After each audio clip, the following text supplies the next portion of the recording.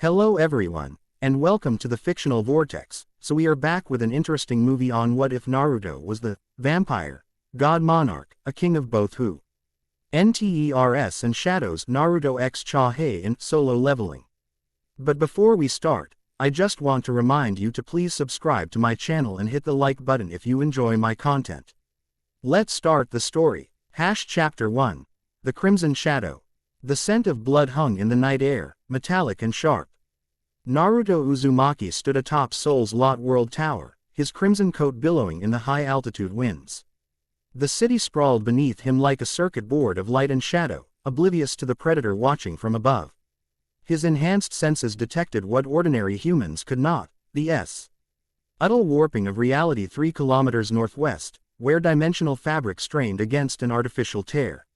Another gate. The fourth this week. Someone was forcing these dimensional rifts open, and the pattern was becoming clear. No longer random manifestations of the phenomena that had changed human society 30 years ago, these new gates bore the unmistakable energetic signature of Th. Ikuroi Tasuki artifact, the black moon stone he'd spent decades tracking. Naruto closed his eyes, extending his awareness through the shadow network that connected him to every dark corner of the city. Information flowed back to him in fragmented impressions: hunter teams mobilizing, emergency protocols engaging, civilian evacuation procedures commencing in affected districts. Seoul's hunter association had classified this as an S-ranked gate, deploying their elite. Too slow, he murmured, voice carrying traces of multiple centuries and realms. They have no idea what's really emerging. The wind shifted, bringing new information. The dimensional tear was expanding at twice the normal rate. Whatever was manipulating the gate from the other side possessed knowledge of the old ways, techniques that predated the modern hunter system by millennia. His communicator vibrated. Only 3 people had this number. Speak, Naruto answered, eyes still fixed on the distant disturbance. The artifact's energy signature matches Seoul National University's readings from last month's Tokyo incident. Himiko's voice carried the subtle accent of someone who had witnessed the birth of the Japanese language itself. The Hunter Association is scrambling their top teams, but intelligence suggests they're walking into something beyond their classification system. Which teams? White Tiger Guild is taking point. Hae-In is field commander. Naruto's expression shifted microscopically, the first genuine reaction he'd shown all night. Interesting choice. She's perceptive. Too perceptive where you're concerned, Himiko warned. Her ability to detect monster aura is unparalleled. If anyone could sense what you truly are, then we'll finally have a conversation worth having. He ended the call, stepping forward into empty space. The fall from the 123rd floor would have killed any human. Naruto simply allowed himself to dissolve into a swarm of crimson-tinged shadows, forming on a rooftop halfway to his destination. He moved through the city like this, not teleporting, but flowing through shadows at impossible speed, a technique born from his unique fusion of powers. The evacuation zone around the gate appeared well organized on the surface. Police barriers established a 2-kilometer perimeter, emergency services efficiently redirecting civilians away from danger. But Naruto detected the underlying current of fear, the barely contained panic beneath the veneer of orderly procedure.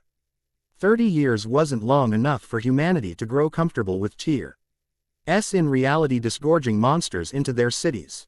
He slipped past the security checkpoints undetected, moving through shadows too quick for surveillance systems to register. The command center had been established in an office building half a kilometer from the gate, close enough for rapid response, far enough for strategic withdrawal if necessary. Naruto infiltrated the air ducts above the main operations room. Observing the hunters below, tactical displays showed the massive gate pulsating with malevolent energy in the heart of Yoido Park. The circular field of distorted space had already consumed trees, pathways, and an unfortunate food truck caught within its initial manifestation. Thermal readings off the scale, a technician reported, adjusting sensors. Mana density exceeds anything in our database. At the center of the room stood a woman whose presence commanded attention without effort. Hae-In wore the white and blue armor of Seoul's elite S-rank hunters, a slender sword sheathed at her hip. Her short black hair framed features that balanced precision and grace, the face of someone who had witnessed humanity's nightmares and returned unflinching. She Studi. D. The tactical displays with narrowed eyes, occasionally wrinkling her nose as if detecting something unpleasant. This gate is wrong, she stated, her voice cutting through the room's chatter. The monster scent is layered. Multiple species, multiple power signatures. The White Tiger Guild Master, a broad-shouldered man with prematurely white hair, frowned. The association classified this as an S-rank giant-type manifestation. The association is incorrect, Hae-In replied flatly. Request permission to restructure our approach. We need smaller, more mobile teams rather than the standard containment formation. Based on what evidence? She tapped the side of her nose. The room fell silent. Hae-In's sensory abilities had saved too many lives to be dismissed, even her assessments contradicted official protocols. Approved. The guild master finally nodded. Restructure is needed. You have command authority. Naruto observed her rapidly reorganizing the team assignments. Splitting the 20 hunters into 4-person cells with complementary abilities. Her tactical instincts were excellent. She was preparing for exactly the kind of threat actually emerging. But she still had no idea what they were truly facing. He slipped away, moving closer to the gate. The dimensional tear had stabilized at approximately 80 meters in diameter, its edges stalizing into the characteristic blue-white energy barrier that marked the transition between realms. Modern science still couldn't explain how these portals maintain stability or why they connect Earth specifically to monster realms rather than empty space or other habitable dimensions. Naruto knew. He remembered the original cataclysm that had shattered the boundaries between worlds, long before the First Awakening, that modern historians credited. The true history was buried beneath centuries of carefully cultivated myths. The gate pulsed, its rhythm increasing. Imminent emergence. He detected the hunter teams deploying into their positions, moving with the practiced efficiency of elite soldiers. Korea's hunters were among the world's finest, disciplined, well-equipped, and cohesive. Under normal circumstances, an S-rank team led by someone of Hae-In's caliber would be sufficient.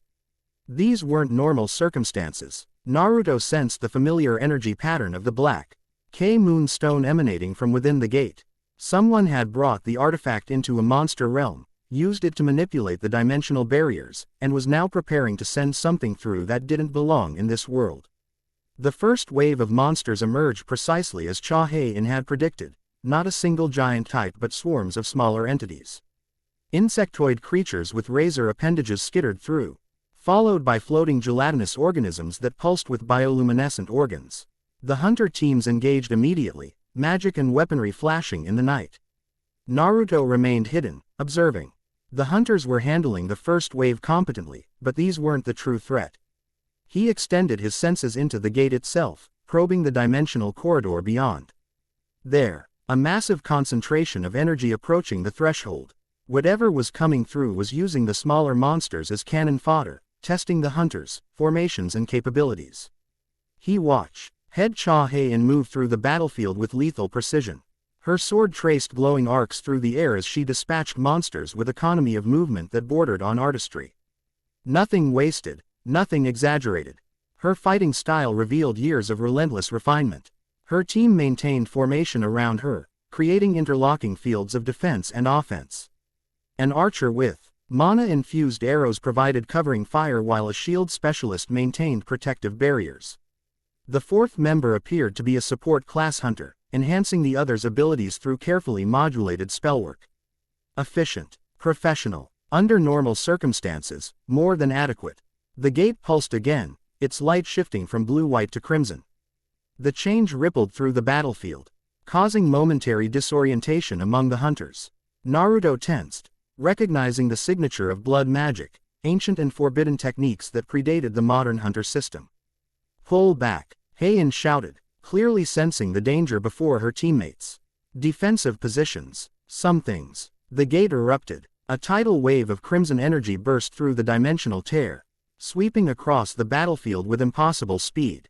The first line of hunters were engulfed before they could react, their screams cutting off abruptly as the energy passed through them. They didn't fall, they transformed. The affected hunters convulsed, their bodies contorting as an external will overwrote their own. Eyes blazed crimson, weapons turned against former comrades. Not possession. something worse. Their life energy was being consumed and repurposed in real time. Blood manipulation. Vampire magic of the highest order. Naruto had seen enough. He dropped from his observation point, shedding his concealment. The shadows around him rippled as he pulled power from the darkness between worlds, his presence suddenly impossible to ignore.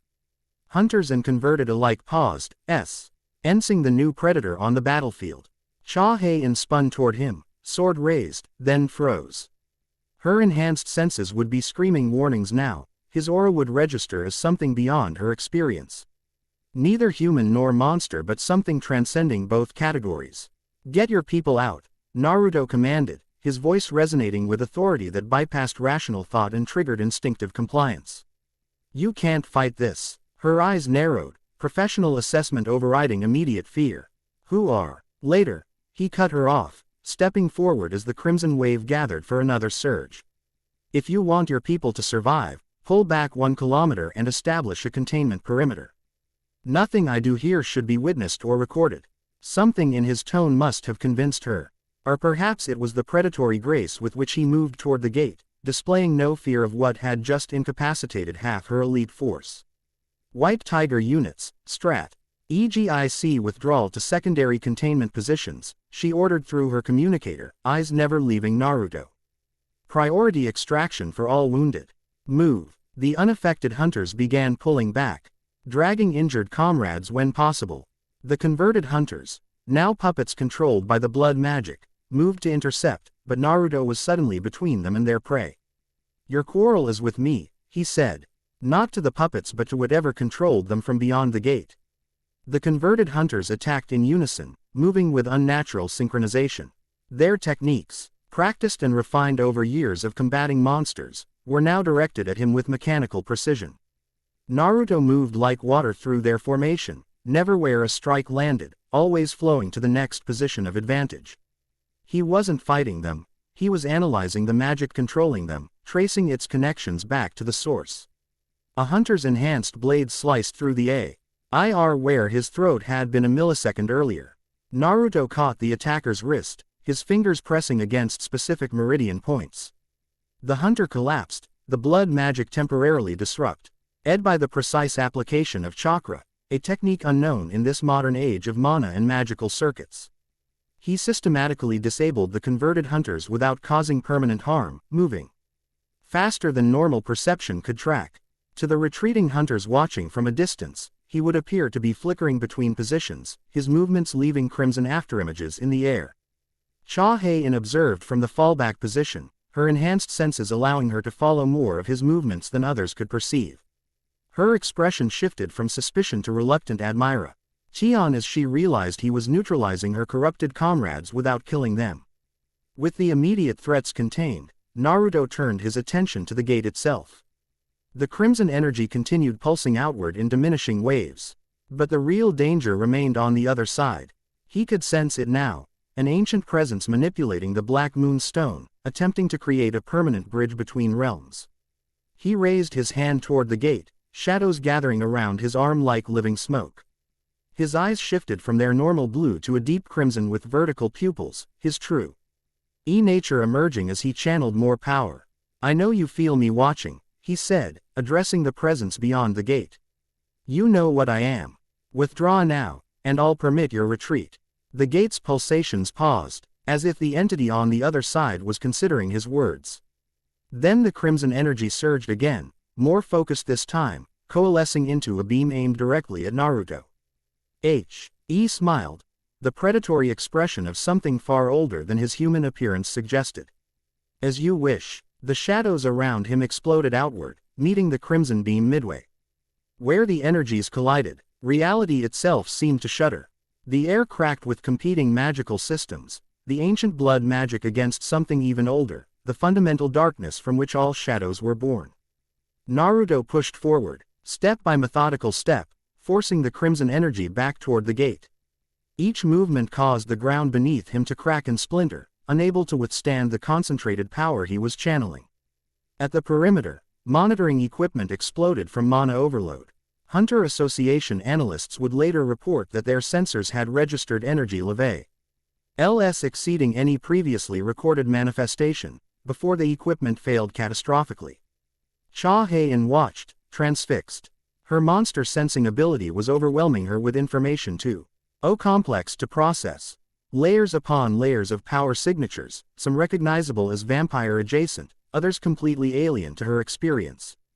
But beneath it all was something almost human. A core of familiar energy that didn't match the godlike display of power she was witnessing. The collision point between shadow and blood magic reached the gate threshold. Naruto made a grasping motion with his hand, shadows extending like tendrils through the dimensional opening. He wasn't just pushing the enemy back, he was reaching for something specific. "The stone doesn't belong to you," he said, voice carrying through the dimensional corridor. "Return what you've stolen." An inhuman shriek emanated from the gate, the sound distorting as it passed between realms. The crimson energy pulsed erratically, its coherent attack pattern dissolving into chaotic bursts. Naruto closed his fist. The shadows within the gate constricted around something, then pulled back through the dimensional tear with serpentine speed. A small object materialized in his hand, a curved fragment of obsidian stone inscribed with symbols too ancient for modern scholars to recognize. The Black Moon Fragment, one of 7 pieces scattered across dimensions after the cataclysm. The moment the stone left the other realm, the gate's energy signature changed. Without the artifact amplifying and stabilizing it, the dimensional tear began to collapse. The crimson energy receded like a tide, pulling back into the narrowing portal. Naruto pocketed the stone fragment, then turned his attention to ensuring the gate closed properly. He approached the shrinking tear, shadows still swirling around him, and pressed his palm against the dimensional barrier. "Return to the darkness," he commanded, channeling his power directly into the gate's structure. The dimensional tear responded to his authority, recognizing something in him that transcended ordinary reality. The gate collapsed with unnatural speed, its energy dissipating not in the usual violent burst but in a controlled implosion that left behind only scorched earth and lingering shadows. As the immediate threat vanished, Naruto allowed his power to recede, his eyes returning to their normal blue. The shadows around him settled, once again obeying the ordinary laws of physics. To casual observation, he appeared to be nothing more extraordinary than a man in a distinctive crimson coat, standing alone in the aftermath of chaos. The hunters who had witnessed his intervention remained at the perimeter, uncertain how to proceed. Their Trainin covered protocols for every classification of monster and gate phenomenon, but nothing addressed what they had just observed, a single individual commanding shadows and closing an S-rank gate through sheer will. Hae-In was the first to approach. She moved with cautious precision, her sword lowered but not sheathed, her senses still trying to reconcile the contradictory information about the figure before her. "The Hunter Association has no record of abilities like yours," she stated, stopping at a respectful distance. "You're not registered with any guild or government agency." Naruto turned to face her, studying her with eyes that had witnessed centuries. "Registration is for those who need permission to protect this world. I don't. That's not how the system works." "The system is 30 years old," he replied with the faintest smile. "The threats it was designed to contain are much older." She frowned, processing his words against what she had witnessed. "The blood magic controlling our hunters. You recognized it immediately." "Yes. You knew exactly what was coming through that gate." "Yes. You're tracking whatever created it. Someone is using the Black Moonstone fragments to force open gates in specific locations," Naruto explained, deciding she had earned some measure of truth. "They're attempting to establish a permanent bridge between realms for purposes that would be catastrophic for this world." Hae-In glanced at the scorched earth where the gate had been, then back at him. "You have one of these fragments now. I'm collecting them, returning them to where they belong." "And where is that?" "Somewhere no one can use them again." She studied him with the intense focus that had made her legendary among hunters. Her ability to detect monster aura wasn't just a passive sense, it was an active investigation tool, probing and analyzing. "You smell wrong," she finally said, her directness surprising him. "Not like a monster, exactly. But not human either. There are layers, contradictions." Naruto's expression revealed nothing, but inwardly he was impressed. Her sensory abilities were even more refined than reports had indicated. "What are you?" she asked. "Complicated," he answered truthfully. And late for another appointment. Her hand tightened on her sword hilt. The Hunter Association will want to debrief you. What happened here requires explanation. Your superiors wouldn't understand the explanation, and attempting to detain me would result in unnecessary casualties. His tone wasn't threatening, simply stating facts. Your wounded need attention. Focus on that. As if to emphasize his point, one of the previously controlled hunters groaned, beginning to regain consciousness. Others were showing similar signs of recovery. The blood magic's effects fading with the gate's closure. Hae-In's professional instincts warred with her curiosity. Her duty to her team won out, but not without reservation. This isn't finished, she said, sheathing her sword in a fluid motion. No, Naruto agreed. It's barely begun. He stepped backward into a shadow cast by broken terrain, his form seeming to dissolve into the darkness itself. The last thing Hae-In saw were his eyes, ancient, knowing, and carrying a burden she couldn't begin to comprehend. Then he was gone, leaving her with injured teammates, unanswerable questions, and the distinct feeling that everything she understood about the world had just been fundamentally challenged. The Seoul Hunter Association headquarters occupied a gleaming 50-story tower in the heart of Gangnam District. Its glass and steel exterior projected transparency and modernism, architectural propaganda for an organization that dealt with phenomena beyond human understanding. Inside, beneath the corporate aesthetic, operated one of the most sophisticated monster response systems in Asia. Hae-In sat motionless in the debriefing chamber, her formal report submitted but clearly disbelieved. Across the polished conference table, 3 senior administrators exchanged skeptical glances as they reviewed footage from the Yoido incident, footage that showed everything except the mysterious crimson-coated figure who had actually resolved the crisis. Your report describes a single unregistered individual with shadow manipulation abilities closing an S-rank gate, said Administrator Park, a thin man whose bureaucratic demeanor belied his history as one of Korea's first awakened hunters. Yet none of our surveillance systems captured this person. The surveillance systems were overloaded by the energy discharge, Hae-In replied evenly. As documented in the technical appendix. Convenient, muttered Administrator Cho. The youngest of the 3 and the most openly skeptical. 23 witnesses corroborate my account, Hae-In countered, maintaining her composure despite hours of circular questioning. Including Guild Master Kong, who is still recovering from blood magic exposure and admittedly has fragmented memories of the event, Administrator Park noted, consulting a medical report. The remaining witnesses describe seeing something, intervening, but with significant discrepancies in the details. The third administrator, Director Jaeon, head of regional operations, had remained silent throughout most of the debriefing. Now she tapped a slender finger against her tablet, bringing up classified files that made her colleagues stiffen in recognition. This isn't the first report of an individual matching this description, she said, her voice carrying the weight of authority. Tokyo, Taipei, Hong Kong. A figure in crimson manipulating shadows, appearing at high-level gates, particularly those with unusual energy signatures. Hae-In controlled her expression, but inwardly she felt vindicated. You have a file on him.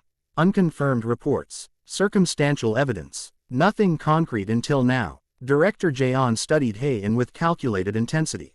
The Japanese Hunter Association refers to this entity as Crimson Shadow, a designation that has gained traction in hunter communities across Asia. Officially, he doesn't exist. I assure you, Director, he exists, Hae-In replied. And he knew things about that gate, about what was controlling it, that our entire research division couldn't determine. Administrator Cho frowned. You're suggesting this individual has knowledge beyond our established classification system. I'm stating it explicitly, Hae-In corrected. He identified the energy signature as blood magic of vampire origin before our sensors had even categorized the anomaly. The 3 administrators exchanged meaningful looks. The term, vampire, was rarely used in official contexts. Modern hunter terminology preferred clinical classifications like hemivoric humanoid entities, rather than mythological labels. Your report also indicates he claimed to be collecting artifacts, black moonstone fragments, that are being used to manipulate gates, Director Jaeon continued. Our archives contain no reference to such items. Your archives are incomplete, a new voice stated. All 4 occupants of the room turned toward the doorway, hands instinctively moving toward weapons or focusing mana. Standing in the threshold, as if security protocols were optional suggestions, was Naruto Uzumaki. His crimson coat had been exchanged for an impeccably tailored charcoal suit that somehow made him appear simultaneously more approachable and more dangerous. He carried no visible weapons, yet the subtle way he held himself communicated lethal capability to trained observers. "How did you get in here?" Administrator Cho demanded, half rising from his seat. "Through the front door," Naruto replied with casual confidence. "Your security recognized me as someone they've always known and trusted. A limitation of human perception when confronted with certain influences." Director Jaeon remained seated but shifted her posture subtly, centering her weight for potential combat. "You've compromised a secure facility. I've saved you the trouble of looking for me," Naruto corrected, stepping into the room. "Since you're discussing me and the Black Moon Stone, I thought I should participate." Efficiency. Hae-In observed his NCE with professional assessment rather than alarm. His movements contained the same predatory grace she'd witnessed on the battlefield, yet he projected an aura of civilized restraint, a predator oozing to follow social conventions rather than one bound by them. "You're the Crimson Shadow," she stated rather than asked. His eyes met hers, a flicker of approval crossing his features. "A dramatic title I didn't choose, but functionally accurate." Director Jaeon tapped her security bracelet twice, a silent alarm that would bring elite hunter security within seconds. Naruto noticed the gesture but seemed unconcerned. "Your security team is currently responding to an anomalous energy reading in the East Wing," he informed her. "Nothing dangerous, just sufficiently unusual to warrant investigation. We have approximately 8 minutes before they realize the distraction was manufactured." Administrator Park's face hardened. "You're interfering with Hunter Association operations. That's a criminal offense under the International Hunter Regulation Act. Your laws apply to humans and classified monsters," Naruto replied, pulling out a chair and seating himself at the conference table with casual authority. "I exist outside those categories." "Everyone exists within the law," Administrator Cho insisted, though his voice lacked conviction when confronted with Naruto's calm certainty. "Charming belief." Naruto turned his attention to Hae-In. "Your report was accurate but incomplete. Understandable, given your limited context." She met his gaze without flinching.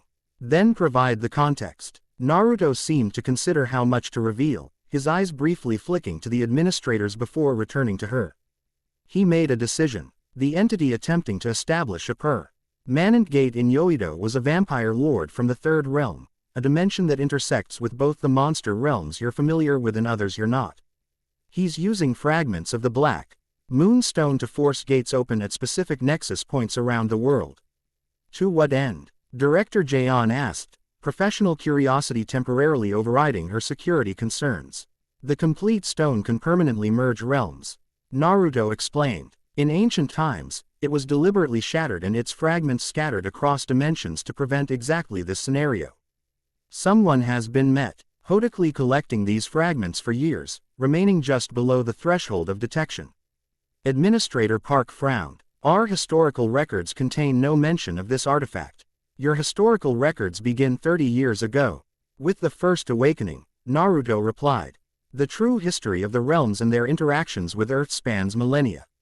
Before modern hunter organizations, other groups maintained the boundaries." Quote, "What groups?" Hae-In asked. Naruto's eyes met hers again, and she had the disconcerting feeling he was assessing how much truth she could handle. "Ninja clans, vampire covens, mage collectives, spirit mediators, many names across many cultures, but all serving the same function, containing what exists beyond normal reality." Administrator Cho scoffed openly. "Fairy tales and folklore," says the man who makes his living fighting monsters from another dimension, Naruto countered with a hint of amusement. "Your disbelief doesn't alter reality, it simply limits your ability to understand it." Director Jaeon studied him with calculating intensity. "If what you're saying is true, why reveal yourself now? You've operated in the shadows for years, according to our intelligence." "Because the collection of the Black Moon fragments has accelerated," Naruto replied, his expression growing serious. "The Soul Gate was the 4th attempt this month to establish a permanent bridge. The vampire lord controlling the blood magic is growing desperate, which makes him more dangerous. And you're tracking him, Hae-In concluded. I'm tracking the fragments, Naruto corrected. Removing them from circulation and returning them to secure containment. Under whose authority? Administrator Park demanded. Naruto's expression shifted subtly, a flicker of something ancient and predatory beneath his composed exterior. My own. The simple statement carried such natural authority that even the skeptical administrators fell momentarily silent. In that silence, Hae-In studied him more carefully, her enhanced senses detecting the layered complexities of his aura, the vampire elements entangled with something darker and more fundamental. All wrapped around a core that felt surprisingly human. You're not working alone, she observed. During the gate incident, you were receiving information from someone else. A faint smile acknowledged her perceptiveness. I have associates with complementary specialties, yet you're not registered with any known hunter organization, Director Jaeon noted, consulting her tablet. No record of awakening during the first or second wave. No documented history at all. As I said, I exist outside your classification system. Administrator Cho had recovered his bureaucratic indignation. That's not possible. All entities capable of manipulating mana or interdimensional energy fall under the regulatory framework established by the International Hunter Association. If you're using abilities related to gates or monsters, you're subject to oversight. Your framework is admirably comprehensive but fundamentally limited, Naruto replied. It was designed to categorize and regulate phenomena that emerged after the First Awakening. My existence predates your entire system. The implication hung in the air, that he was not merely unregistered but potentially ancient. Hae-In caught it immediately. How old are you? Naruto met her gaze, something like appreciation flickering in his eyes. Older than the modern hunter system. Young by certain other standards. Director Jaeon leaned forward. What exactly are you? Your energy signature contains vampire elements, but with anomalies our analysts can't categorize. A complicated question with a longer answer than our limited time allows, Naruto replied. For practical purposes, consider me a specialized entity whose interests currently align with humanity's continued existence. That's not reassuring, Administrator Park muttered. It wasn't meant to be. Reality rarely conforms to our comfort preferences. Naruto stood, smoothing his suit jacket with a casual gesture that nonetheless drew attention to how perfectly he moved. Too perfect for an ordinary human. Your security team has discovered my distraction. Our conversation needs to conclude. Director Jaeon rose as well, her posture tense but controlled. Hunter Association cannot allow an unregistered entity of your power level to operate without oversight. There are protocols. Your protocols are irrelevant to me, Naruto interrupted, not unkindly but with finality. I'm informing you of the Black Moon threat as a professional courtesy, not requesting permission. Administrator Cho's face flushed with indignation. This is outrageous. We could detain you right now for. You could try, Naruto corrected mildly. The temperature in the room seemed to drop several degrees, shadows in the corners deepening unnaturally. But that would waste time and resources better spent on actual threats, wouldn't it? The subtle demonstration of power, controlling ambient shadow without visible effort, silenced further protests. Even trained NK hunters recognized when they were outmatched. Naruto turned to Hae-In. The vampire lord will attempt another gate opening within 48 hours. His resources are limited, so he'll target weaknesses in the dimensional barrier. Your hunter teams should prepare for unusual gate activity in the region. You expect us to just wait for another attack? She asked, professional disapproval evident. I expect you to do what you're trained for, protect civilians and contain standard gate manifestations. His expression softened almost imperceptibly. Leave the Black Moon fragments to me. And if I don't agree with that division of labor? Hae-In challenged. Something flickered in his eyes, respect, perhaps even amusement. Then we'll have another conversation soon. Before anyone could respond, the lights in the conference room flickered momentarily. In that instant of darkness, Naruto simply vanished, not with a dramatic flourish but with the casual certainty of someone stepping through an open door. When the lights stabilized, only the lingering scent of something ancient and predatory suggested he had been there at all. Director Jaeon immediately activated her communication device. Security sweep, all floors. Unregistered entity, presumed hostile, last seen in conference room A. Hae-In knew they wouldn't find him. Whatever Naruto Uzumaki was, he operate on a level beyond conventional hunter security measures. The realization should have been professional concerning. An unknown entity with immense power moving freely through secured facilities was the definition of a security breach. Instead, she found herself unexpectedly intrigued. In 10 years as an S-rank hunter, she had categorized and confronted hundreds of monsters and anomalous entities. None had presented the fascinating contradiction that was the Crimson Shadow, power that registered as monstrous wielded with distinctly human purpose. Hae-In, Director Jaeon's sharp voice pulled her from her thoughts. You had the most direct interaction with this entity. Assessment. Hae-In considered her response carefully. He's operating at a power level beyond our classification system, but shows no hostility toward humans. His knowledge of interdimensional threats appears extensive and accurate. The black moon fragments he described correlate with energy anomalies our sensors detected during recent gate incidents. Quote, so you believe his claims? Administrator Cho asked incredulously. I believe the evidence supports his statements about the immediate threat, she replied diplomatically.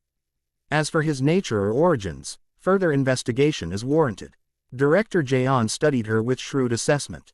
You want to pursue this investigation personally? It wasn't a question, but Hae-In nodded confirmation. My sensory abilities make me uniquely qualified. I can track his distinctive energy signature if he remains in Seoul. The director exchanged looks with her colleagues. Some unspoken communication passing between them. Approved. Effective immediately. You're reassigned from regular gate duty to a special investigation unit focused on the entity design. Aided, Crimson Shadow, and these black moon fragments. A one-person unit, Hae-In asked, raising an eyebrow. For now, minimal footprint, maximum deniability. If this entity operates at the level he demonstrated, standard hunter teams would only slow you down. Director Jaeon's expression hardened. But make no mistake, your priority remains the protection of Seoul and its citizens. If this Crimson Shadow proves to be a threat rather than an ally, you are authorized to use whatever means necessary to neutralize him. Hae-In doubted very much that she, or any hunter, possessed the capability to neutralize Naruto if he didn't wish it. But she accepted the assignment with a formal bow. Understood, Director. As the administrators dismissed her, Hae-In felt a strange certainty that someone was watching, not from within the room, but from somewhere beyond normal perception. The sensation raised goosebumps along her arms, yet carried no sense of threat. Rather, it felt almost like approval. She left the Hunter Association headquarters with a new mission and the distinct feeling that she had just stepped into a much larger world than the one she had trained to protect. A world where the shadows held secrets older than human civilization itself. Naruto observed Seoul from the rooftop garden of his penthouse apartment, the city lights creating a glittering tapestry below. The black moon fragment sat on an intricately carved stone pedestal before him, contained within a barrier of shadows that isolated its energy signature from detection. The Hunter Association is assigning Hae-In to track you, Himiko said, materializing from the darkness with the silent grace of her kitsune heritage. Her traditional kimono contrasted with the modern cityscape, yet somehow she made the anachronism seem natural. An interesting development. Expected, Naruto replied, not turning from his contemplation of the city. Her sensory abilities make her the logical choice. And you allowed it. It wasn't a question. Himiko had known him long enough to recognize when he was manipulating events rather than responding to them. She has potential beyond her current role, he acknowledged. And her ability to sense monster aura with such precision is unusual for this era. Himiko moved to stand beside him, her 9 tails, visible only to those with spiritual awareness, swaying gently behind her. You think she has bloodline connections to the old world. It would explain her abilities. Certain clans had specialized sensory techniques that could be passed down genetically. Even without training, he finally turned to face his oldest companion. What did you discover in Tokyo? The vampire lord's identity is confirmed, she reported, her expression growing serious. Volunder Einsblut, formerly of the Northern European covens, presumed destroyed during the Purge of 1387. Clearly, the presumption was incorrect. He's gathered followers, Yun. G vampires turned within the last century, with no knowledge of the old covenant. Himiko's distaste was evident, using the modern hunter system's blind spots to operate undetected. Naruto absorbed this information, adding it to the complex web of connections he had been tracking for decades. And the Black Moon fragments. He has 3 confirmed pieces. With the one you recovered today, that leaves 3 unaccounted for. She hesitated, then added, there are rumors in the shadow market that 1 fragment is being auctioned in Hong Kong next week. Invitation only, old world entities exclusively. Arrange our attendance. Naruto decided. Use the Keigai identity, it still carries weight in certain circles. Himiko nodded. And Hae-In, if she's tracking you, she'll inevitably be involved in matters beyond her training or understanding. Naruto's expression remained neutral, but something flickered in his eyes, interest, perhaps even anticipation. Then her understanding will need to evolve. You're planning to use her, Himiko observed, neither approving nor condemning. I'm planning to offer her the truth, he corrected. What she does with it is her choice. Himiko studied him with the insight born from centuries at his side. You see something in her. Something familiar. Naruto didn't answer immediately, his gaze returning to the city below, to the RLD of humans who lived their lives largely unaware of the ancient forces moving among them. She has the eyes of someone who sees through deception, he finally said. In another time, another world, she might have been a formidable kunoichi. And in this world, a faint smile curved his lips. In this world, she's about to discover just how incomplete her understanding of reality truly is. The Black Moon fragment pulsed on its pedestal, as if responding to his words. Shadows swirled around it, containing its power while connecting it to the greater darkness from which all shadows were born. Somewhere in the city below, Naruto could sense Hae-In beginning her search for him, unaware that in hunting the Crimson Shadow, she was taking her first steps into a war that had been GHT in secret since before human civilization began. A war that was about to enter a new and deadly phase. Prepare for Hong Kong, he instructed Himiko. And alert our contacts in the Shadow Realm. Ain's blood won't wait long before his next attempt. As Himiko vanished to carry out his instructions, Naruto placed his hand over the Black Moon fragment, feeling the ancient power resonating within its crystalline structure. 4 pieces remained scattered across dimensions. Finding them before Ain's blood completed his collection was only the beginning of the challenge. The true test would come when the vampire lord realized exactly what stood against him. Not merely a hunter or even a vampire, but something that transcended both categories. The last guardian of boundaries that existed before the modern world was born. The vampire god Monarch, the king of hunters and shadows. A title he had never claimed but had earned through centuries of watching, waiting, and protecting a world that ever knew the true threats lurking beyond its fragile reality. Chapter 1 End Chapter 2, Blood Memories. Tokyo's Minato district glittered beneath the full moon, skyscrapers rising like modern monuments to human ingenuity. Hidden among them, an ancient structure defied time itself, a traditional Japanese temple complex that shouldn't exist between glass and steel giants. Yet it did, protected by barriers more conceptual than physical, rendering it invisible to those without the senses to perceive dimensional anomalies. Within this sanctuary's innermost chamber, Naruto Uzumaki knelt on tatami mats worn smooth by centuries of use. The Black Moon fragment recovered in soul rested before him on a cushion of pure shadow, its obsidian surface drinking the candlelight rather than reflecting it. 7 carved alcoves lined the chamber walls, 1 occupied, 6 empty, waiting for the fragments still scattered across dimensions. Naruto closed his eyes, his awareness extending beyond physical limitations. The fragment called to him in languages older than human civilization, vibrating with recognition of its kindred essence within him. Not for the first time, he considered the irony of his essence, the boy who had once fought for acknowledgement now so fundamentally intertwined with primordial forces that even artifacts of creation recognized him as kin. You're brooding again, Himiko observed, materializing from the shadows without disturbing the air. Her 9 tails fanned behind her, visible now that she had dropped her human illusion within the sanctuary's confines. The fragment isn't going anywhere. I'm not brooding, Naruto replied without opening his eyes. I'm listening. to stones, to echoes. This fragment remembers the cataclysm that shattered it. If I listen carefully enough, it might reveal where its siblings have been hidden. Himiko moved with fluid grace to kneel beside him, her kimono arranging itself in perfect folds without conscious effort.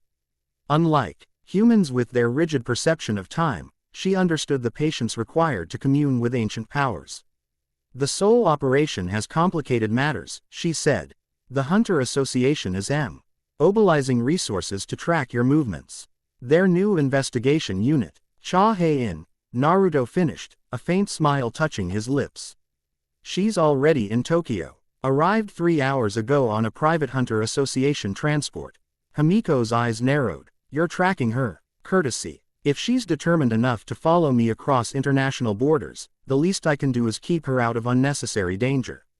He finally opened his eyes, centuries of accumulated knowledge evident in their depths. She's staying at the Imperial Hotel under an alias. Predictable but practical. And you find this amusing. I find it nostalgic, he corrected, his expression softening with memory. Her determination reminds me of someone. Himiko understood immediately. You. Before the transformation. Naruto didn't confirm or deny. But his silence was answer enough. The fragment pulsed once, responding to the emotional shift in the room, drawing his attention back to the present. I need to dive deeper, he decided, placing his palms flat on the tatami. The memories are fragmented, but with enough focus. You'll be vulnerable while in communion with the stone, Himiko warned, conk. Evident despite her attempt at detachment. Your consciousness will be partially anchored in the past. That's why you're here, he replied with easy confidence. No one gets through you. She gave him a look that spanned centuries of companionship. Flattery doesn't improve with age, Naruto-kun. Neither does your pretense of immunity to it, he countered with a ghost of his former mish. Ievis grin, a flash of the boy who had existed before godhood. Without further discussion, Naruto closed his eyes again and extended one hand over the black moon fragment. Shadows rose from the floor, encircling both him and the stone in a protective cocoon of absolute darkness. His consciousness began to detach from the present, pulling backward through the corridors of memory toward the origin point, the moment that had transformed a mortal shinobi into something beyond classification. The last thing he heard before surrendering to the past was Himiko's voice, soft but resolute, I'll keep watch. As always. Then the memories claimed him entirely. Valley of the End. Final battle. Time unknown. Rain pounded the shattered landscape with apocalyptic intensity, as if the sky itself mourned what transpired below. Two figures stood amid destruction that transcended ordinary combat damage, the very fabric of reality strained by powers never meant for mortal vessels. Naruto Uzumaki, 17 years old but bearing burdens beyond his years, faced Sasuke Uchiha across a chasm of ideology as much as physical distance. Both were bloodied, exhausted, and yet somehow still standing through sheer force of will. The Nine Tails chakra cloak flickered around Naruto like dying flames, while Sasuke's Rinnegan pulsed with otherworldly power. It ends here, Sasuke declared, his voice carrying despite the storm. One final exchange. Naruto's eyes reflected not hatred but profound sadness. It doesn't have to be this way. It always did, Sasuke countered, gathering crackling black lightning around his remaining arm. Our paths were determined long before we understood what we were. They launched simultaneously, Naruto's Rasengan spiraling with the combined chakra of the tailed beasts. Sasuke's Chidori distorted by the dimensional manipulation powers of his Rinnegan. Their clash had transcended mere jutsu, they wielded fundamental forces that strained against universal constraints. When their techniques collided, something unexpected happened. The dimensional fabric, already weakened by their previous exchanges, simply tore. Reality itself cracked like glass beneath too much pressure, creating a rift that expanded outward from the point of impact. Both shinobi sensed the wrongness immediately. This wasn't chakra behavior they recognized. The rift pulled at them with inexorable force, distorting space and time around their still connected techniques. What is this? Sasuke demanded, Sharingan analyzing the phenomenon with desperate intensity. Naruto felt the nine tails stirring within him, uncharacteristically alarmed. Kid, this is wrong. This isn't our world's doing. Something's breaking through from outside. Before either young man could disengage, the rift expanded catastrophically. Light bent around its edges, revealing glimpses of dimensions never meant for human perception. From within the distortion emerged a figure, humanoid but wrong in subtle, unsettling ways. It moved with impossible grace, as if friction and gravity were merely optional suggestions rather than physical laws. The newcomer assessed the situation with inhuman speed, its gaze settling on the two shinobi. Its voice, when it spoke, bypassed conventional sound to resonate directly in their minds. Perfect vessels, it said, the concept rather than words translating into their consciousness. The confluence approaches. The barriers fail. I require sanctuary. Sasuke recovered first, his Rinnegan activating defensively. What are you? The being turned its attention to him, seeming to look through rather than at the Uchiha. The last of the ancient blood. The Crimson King of the Third Realm. What I was matters less than what I bring, knowledge of what comes. Naruto felt the Nine Tails' agitation increase. Kid, this thing isn't from any dimension connected to our world. It's something else, something old. It reeks of death and possibility.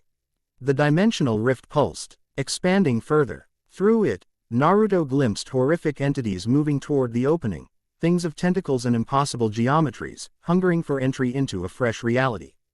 The stranger, the self-proclaimed Crimson King, followed his gaze.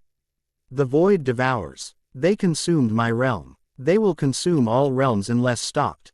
The confluence of your powers created this breach. But it can also seal it, with the proper catalyst. What catalyst? Naruto demanded, even as he felt the Nine Tails gathering chakra to repel whatever horrors approached from beyond. Me, the being said simply. I possess the knowledge. You possess the power. Together, we can prevent the annihilation of all you know. Sasuke's eyes narrowed with suspicion. You're asking for possession. I offer symbiosis, the entity corrected. My essence, freely given, to augment your own. A final evolution rather than subjugation. The rift widened further, the monstrosities beyond growing closer. Reality itself seemed to be unraveling around them, the rain freezing in midair as natural laws failed. Why should we trust you? Naruto asked, though something deep within him, perhaps the intuition that had guided him through so many impossible situations, suggested the entity spoke truth. Because extinction offers no alternatives, the Crimson King replied. Choose quickly. The void consumes possibilities with each moment of hesitation. Sasuke and Naruto exchanged a look that transcended their conflict, mutual understanding forged through years of shared history. Without words, they reached the same conclusion. Whatever their differences, neither would allow their world to fall to the horrors beyond the rift. I'll close it from this side, Sasuke decided, Rinnegan flaring as he prepared to sacrifice himself. You handle things if I fail. Together, Naruto countered, stepping forward with characteristic determination. Like we should have been all along. The entity assessed them both, then nodded with something like approval. Nobility. Rare across all dimensions. It turned to Naruto. You carry multiple essences already, you're so. Is uniquely adapted to integration without loss of self. You are the optimal vessel. Before Naruto could respond, the first of the void creatures breached the diminishing barrier between dimensions. Its presence alone caused reality to warp, plants withering and stones crumbling to dust within meters of its manifestation. Sasuke moved with blinding speed, the full power of his Rinnegan manifesting as he engaged the entity. Whatever you're going to do, he shouted to Naruto, do it now. The Crimson King extended a hand toward Naruto. Your consent is required. I will not take unwilling. Time seemed to crystallize around them as Naruto made his choice. The Nine Tails' voice echoed in his mind one final time. Kid, this changes everything. But perhaps that was always your tiny, to transcend what we understood as possible. Will I still be me? Naruto asked the entity, his final human question. You will be more than you are, but never less than what matters, came the cryptic reply. Naruto nodded once, accepting his fate as he always had, with courage and conviction. Then do it. Save them. Save everything. The Crimson King moved with impossible fluidity, its form dissolving into crimson mist that enveloped Naruto entirely. The sensation defied description. neither pain nor pleasure but a fundamental rewriting of what he was, cell by cell, atom by atom. Until the distinction between host and visitor became meaningless. Knowledge flooded his consciousness, millennia of existence, dimensions beyond counting, powers that operated on principles no human science had conceived. With it came understanding of what they faced and what must be done. Sasuke fought valiantly but was clearly outmatched, his extraordinary powers insignificant against entities that existed beyond the conceptual framework of his reality. As he faltered, Naruto, now something more than Naruto, moved. The transformation completed in an eye blink. Where a young shinobi had stood moments before, something else now existed, something that retained his form and core essence but transcended his former limitations entirely. His eyes blazed crimson, no longer the blue that had reflected his human determination. Shadows gathered around him like living extensions of his will, and power radiated from him in waves that made the air itself shudder. The void creatures sensed the change immediately, recoiling from his presence as if burned. Naruto extended one hand toward Sasuke and pulled, not physically but conceptually, extracting him from the creature's grasp and returning him to solid ground. Naruto, Sasuke questioned, eyes wide with unprecedented shock. What did you? Still me, Naruto replied, his voice layered with harmonics that hadn't existed before. Mostly, but with better options now. He turned toward the rift, comprehension of interdimensional mechanics now innate rather than incomprehensible. The newly integrated knowledge revealed exactly how to see the breach, but the cost would be substantial. I need your eyes, he told Sasuke. Not permanently, just their dimensional perception. May I borrow them? Sasuke hesitated only momentarily before nodding. Take what you need. Naruto placed his palm over Sasuke's eyes, not extracting them but rather copying their unique perceptual framework into his own transformed consciousness. With this final piece, he turned toward the rift with complete understanding of what must be done. The technique that followed defied conventional chakra mechanics, drawing instead on the ancient vampire lords' knowledge of blood manipulation combined with the dimensional anchoring properties of the Rinnegan. Naruto bit his thumb, a gesture familiar from summoning techniques, but the blood that flowed was no longer entirely human.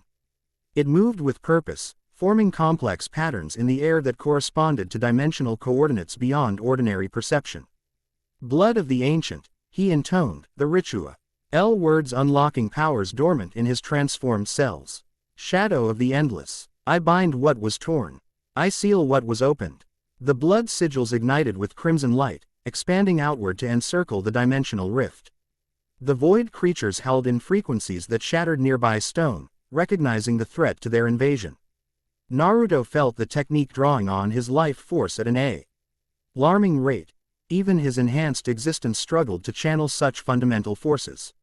But failure meant extinction, not just for their world but potentially for all connected realities. Sasuke, understanding without explanation, placed his hand on Naruto's shoulder and transferred his remaining chakra. Not alone, he said simply. Never alone again. The added power stabilized the sealing technique. The blood sigils contracted, forcing the rift closed inch by excruciating inch. The void creatures fought against the closure, their impossible appendages seeking purchase in reality. In the final moment before the rift sealed completely, something unexpected happened. A shadow, darker than mere absence of light, more a negation of existence itself, slipped through. Unlike the void creatures, it moved with purpose rather than hunger, directly toward Naruto. Neither he nor his integrated consciousness recognized this entity, but both sensed its fundamental importance. As the dimensional rift finally closed with a thunderclap that leveled the surrounding landscape, the shadow merged with Naruto's transformed being. Three consciousnesses where once had been one ninja, vampire lord, and now something that called itself the Shadow Sovereign. The integration should have been impossible, the conflicting natures tearing his psyche apart. Instead, they aligned with supernatural precision, each filling gaps in the others to create something entirely new. Naruto fell to his knees, overwhelmed by the transformation. Sasuke caught him before he could collapse entirely, his own exhaustion momentarily forgotten.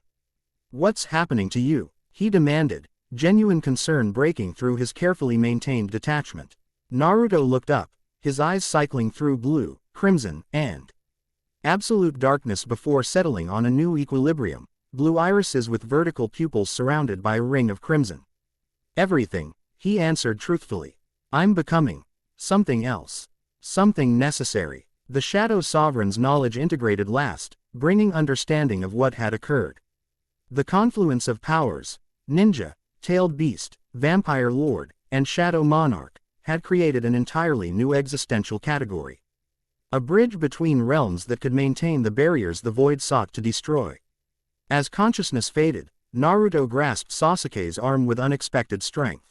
The world will need you, he managed. When I'm gone, it will need someone who understands what happened here. You're not going anywhere, Sasuke insisted with uncharacteristic emotion. After everything, you don't get to die from a heroic sacrifice. Naruto's laugh held traces of his former self. Not dying, transforming, can't stay. The power, it needs boundaries beyond this world. The shadows around them deepened, responding to their new master's emerging needs. They enveloped Naruto completely, creating a cocoon of absolute darkness that even Sasuke's Rinnegan couldn't penetrate. The last thing Sasuke Uchiha saw was his friend's eyes, still recognizable despite their transformation, filled with the same indomitable will that had defined him since childhood. Then the shadows contracted and vanished, taking Naruto from the world of shinobi forever. The Shadow Realm, time indeterminate. Consciousness returned gradually, assembling itself from fragments scattered across multiple dimensional frequencies. Naruto opened eyes that perceived spectra beyond human limitations, taking in his surroundings with new understanding. The landscape defied conventional description, not quite physical but not entirely conceptual either. Shadow given form and substance, arranged in patterns that mimic natural geography without being bound by physical laws. Mountains that flowed like liquid when observed directly. Forests whose trees grew in temporal reverse, starting as ancient giants and gradually shrinking toward saplings. A sky of absolute darkness illuminated by sources that emitted anti-light. He stood, or existed, as conventional orientation had limited meaning here, at the center of what appeared to be a vast citadel constructed from solidified shadow.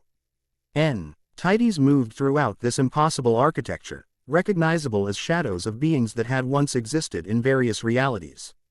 The Shadow Realm, a voice explained directly into his consciousness. My domain, now ours, Naruto identified the presence as the Shadow Sovereign aspect of his new composite being. Unlike the Vampire Lord, who had fully integrated with his consciousness, this entity maintained a degree of separation, not competing for control but existing as a distinct perspective within their shared existence. What is this place? Naruto asked, his voice reverberating strangely in the not-quite air. The space between spaces. The darkness that connects all shadows across all dimensions. From here, we observe. We maintain. We preserve the boundaries between what should remain separate. Understanding flooded through him. Knowledge transferred rather than explained. The Shadow Realm existed as a buffer dimension between realities, preventing harmful interactions while allowing necessary ones. The Shadow Sovereign's role was maintenance of this cosmic infrastructure, a purpose now passed to Naruto through their merger. The Vampire Lord aspect of his consciousness contributed additional context. My kind originated here, before establishing colonies in physical dimensions. We are creatures of boundary and threshold, existing between states rather than fully in one or another. It is why the void hunted us first. We could perceive their intrusion. Naruto absorbed this information with the adaptability that had characterized his human existence. Even faced with cosmic revelations that would shatter ordinary minds, his essential nature remained determined, practical, and fundamentally compassionate. These shadow beings, he observed, indicating he entities moving throughout the citadel. They were people once, echoes, the Shadow Sovereign explained. When beings die in physical realms, most pass beyond our perception.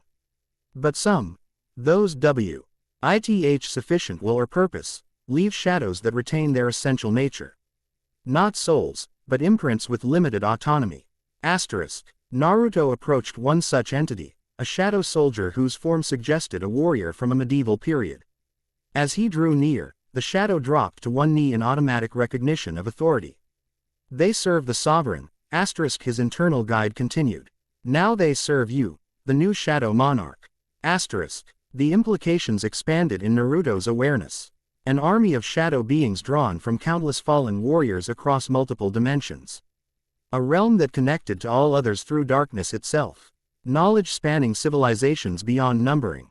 Power that defied conventional categorization. And responsibility commensurate with that power, the maintenance of boundaries between realms. Prevention of invasions like the void creatures, preservation of the cosmic architecture itself. I never asked to be a god, Naruto said quietly, the weight of his new existence settling upon him. The vampire lord aspect responded with something like amusement. Godhood is rarely requested, only bestowed. But you are not quite a god, something both more and less. Nay. Necessary function of reality given consciousness and choice. As Naruto explored his new domain, he discovered its limitations and capabilities.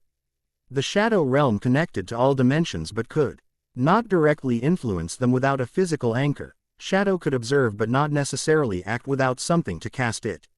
I need to maintain a presence in the physical world, he realized.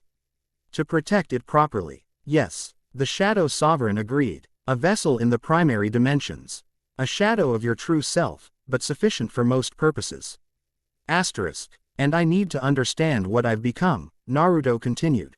His practical nature asserting itself even amid cosmic revelations.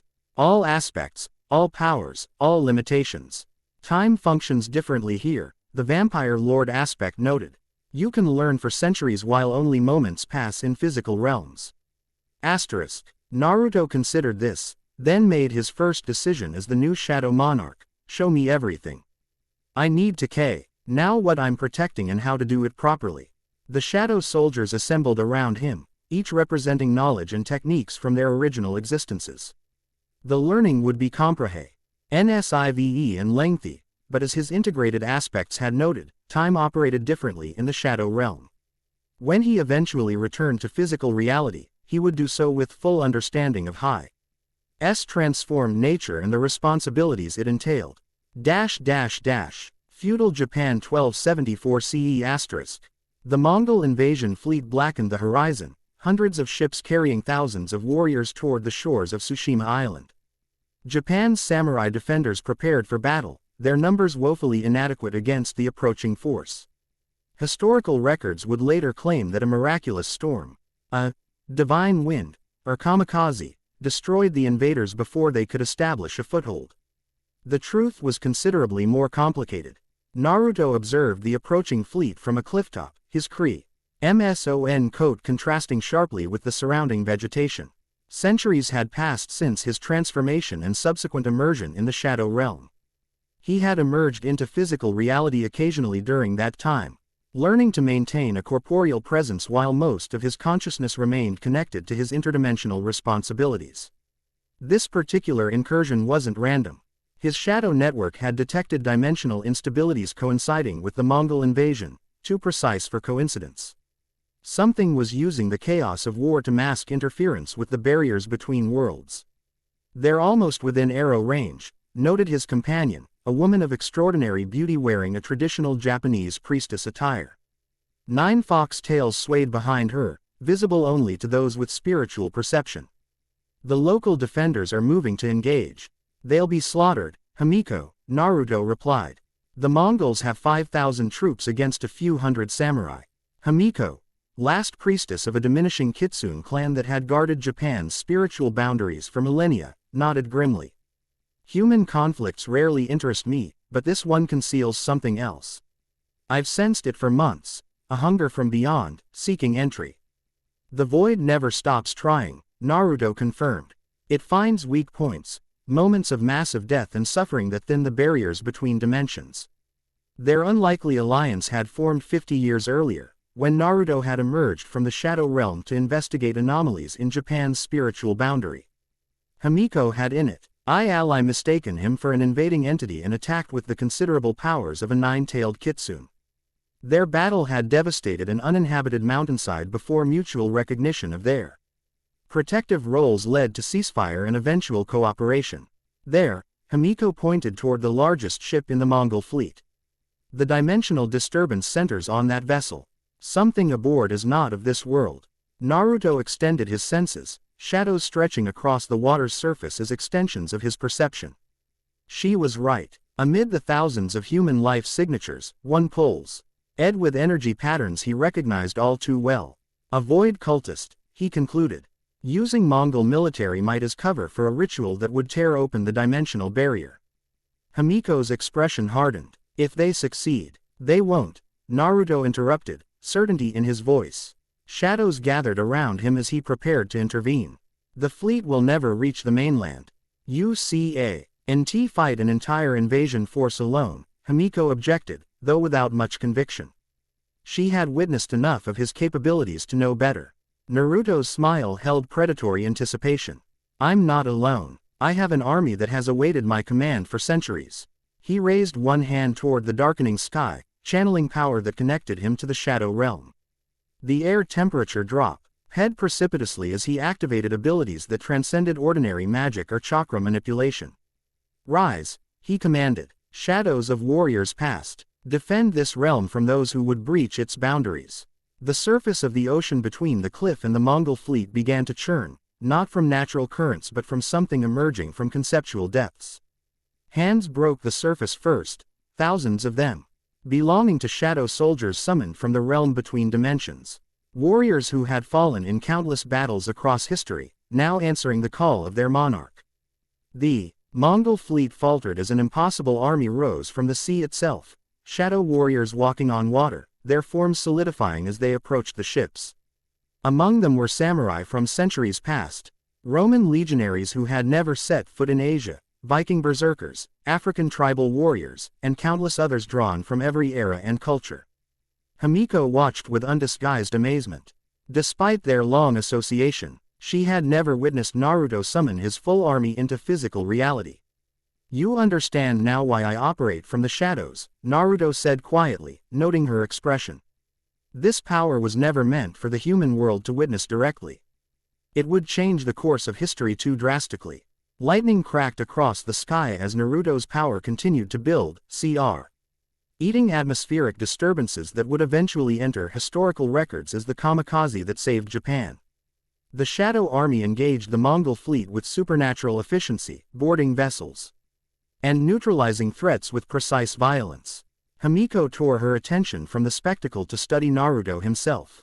Though his expression remained controlled, she perceived the strain this level of manifestation placed on him. Maintaining thousands of shadow soldiers in physical reality required immense concentration. The Void Cultist is attempting to complete the ritual despite your intervention, she warned. Her kitsune senses detecting the building dimensional distortion. I can disrupt their working, but I'll need closer access. Naruto nodded, extending his hand. Stay close. Shadows enveloped them both, transporting them instantly to the deck of the Mongol flagship. Chaos reigned as shadow warriors engaged Mongol soldiers, the humans clearly terrified by enemies that ignored conventional wounds and could pass through solid objects when necessary. At the ship's center, a robed figure knelt within a complex arrangement of arcane symbols painted in what was unmistakably human blood.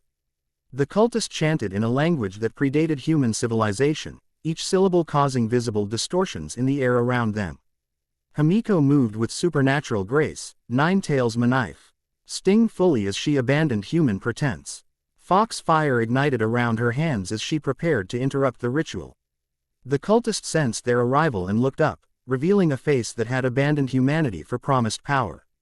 Its eyes had been replaced with writhing voids, skin stretched taut over a skull that had begun reshaping into something never meant to exist in Earth's reality.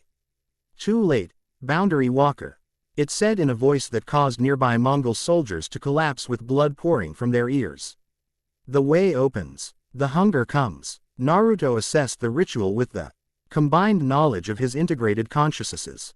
The blood magic utilized principles similar to what the vampire lord aspect of himself understood, but corrupted and inverted, breaking boundaries rather than maintaining them. Himiko, the southern anchor point, he directed. Disrupt the flow there while I handle our deluded friend. The kitsune nodded, moving with blinding speed to the indicated position in the ritual array. Her fox fire burned away the blood sigils, causing the dimensional energy to fluctuate erratically. The cultist shrieked in rage and backhanded a nearby Mongol commander.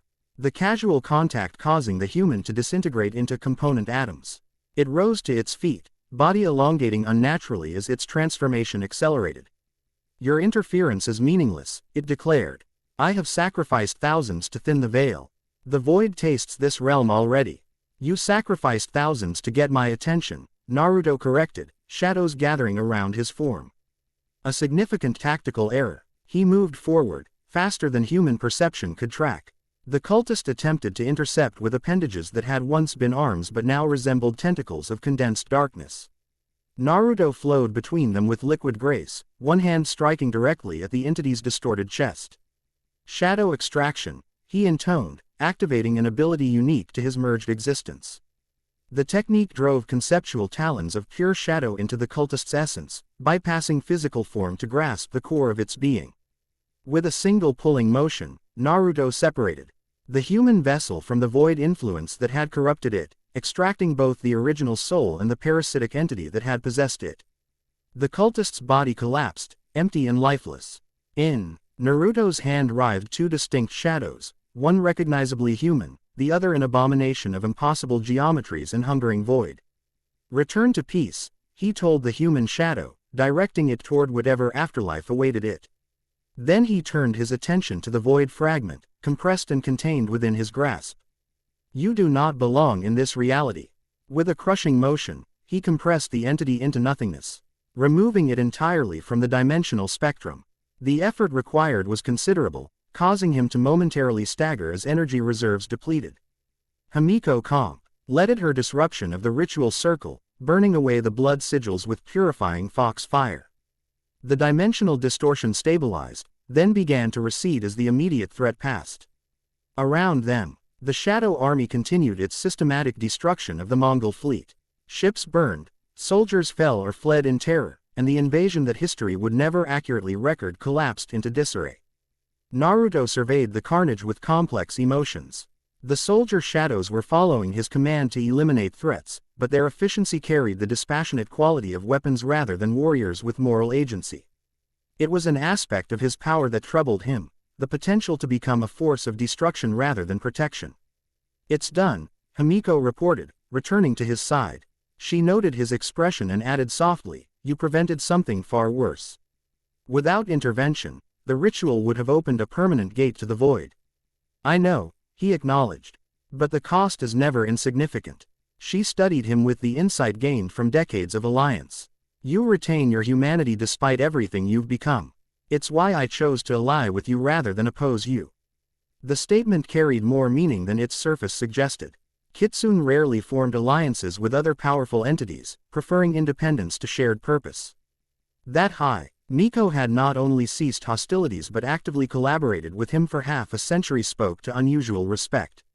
"The storm is building," Naruto noted, glancing at the unnatural weather patterns his power had generated. "It will sink what remains of the fleet. History will record a failed invasion attempt thwarted by divine intervention." "Close enough to truth," Himiko observed with faint amusement. "Though gods had little to do with it." Naruto recalled his shadow army, the warriors dissolving back into primordial darkness as their purpose concluded. The remaining Mongol ships would face a typhoon that modern historians would later identify as suspiciously convenient in its timing and targeting. "We should go," he decided. "There's nothing more to accomplish here." Himiko moved closer, her 9 tails curling around them both. "My shrine remains open to you, Shadow Monarch. Your presence keeps lesser yokai at a respectful distance." The offer contained layers of meaning: practical alliance, professional respect, and something more personal that neither had directly acknowledged during their decades of cooperation. Naruto met her eyes, recognizing the invitation for what it was. "Thank you, Lady Kitsune. I would welcome sanctuary while I recover my strength." As shadows enveloped them for transport to her mountain shrine, Himiko's hand found his, a gesture that bridged the gap between immortal entities who had both begun as something else entirely. It was the beginning of a relationship that would span centuries, evolving through periods of closeness and distance, as their long lives and separate responsibilities dictated, but never truly ending. Tokyo Sanctuary, present day *. Naruto's eyes opened slowly, consciousness returning from deep communion with the Black Moon fragment. The memories, more vivid than ordinary recollection due to the artifact's resonance with his own existence, settled back into their proper perspective. 750 years, he murmured, recognizing the familiar presence that had maintained vigilant guard during his vulnerability. You've stayed through everything. Himiko emerged from the shadows at the chamber's edge, her human appearance restored but her eyes reflecting their true age. Not entirely through everything. I left for 73 years during the European unpleasantness. Their witch hunts became tedious. The 1640s, Naruto recalled with a faint smile. You were in Brazil, if I remember correctly. Establishing a secondary sanctuary, yes. She approached, kneeling gracefully beside him. Your journey through memory was extensive this time. Did the fragment reveal anything useful? Naruto studied the Black Moon Stone, its obsidian surface now quiescent after hours of communion. It remembers its siblings. 3 remain in physical dimensions accessible from Earth. 1 exists in the shadow realm itself, hidden even from my direct perception. The 7th. He hesitated, UNC. Ertainty unusual in his normally confident demeanor. The 7th is problematic, he finally continued. It exists in what the fragment identifies as anti-time, a conceptual space flowing backward relative to our temporal perception. It may be the most dangerous piece, as its temporal properties could potentially reset the dimensional barriers to their pre-shattered state, which would erase this reality entirely. Himiko concluded, comprehending the implications immediately.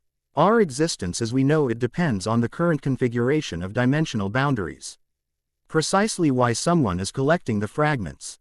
Naruto confirmed, not to preserve boundaries but to reset them entirely, returning to a primordial state where the void had greater access to developing realities. He rose in a single fluid motion. Centuries of physical discipline evident in the economy of movement. The Black Moon fragment floated after him, maintained in a perpetual cushion of shadow that isolated its energy signature from detection. Einzblatt's involvement complicates matters, he continued, pacing the chamber with predatory grace. Ancient vampires understood boundary mechanics almost as well as the shadow sovereigns. If he's allied with void cultists, a partnership of convenience, Himiko suggested. The vampire lords always resented their exile from prime reality after the Blood Wars.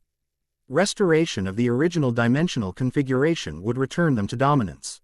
At the cost of exposing all realities to void contamination, Naruto finished grimly. Short-sighted even by vampire standards. He paused before an ornate mirror that reflected more than physical appearance.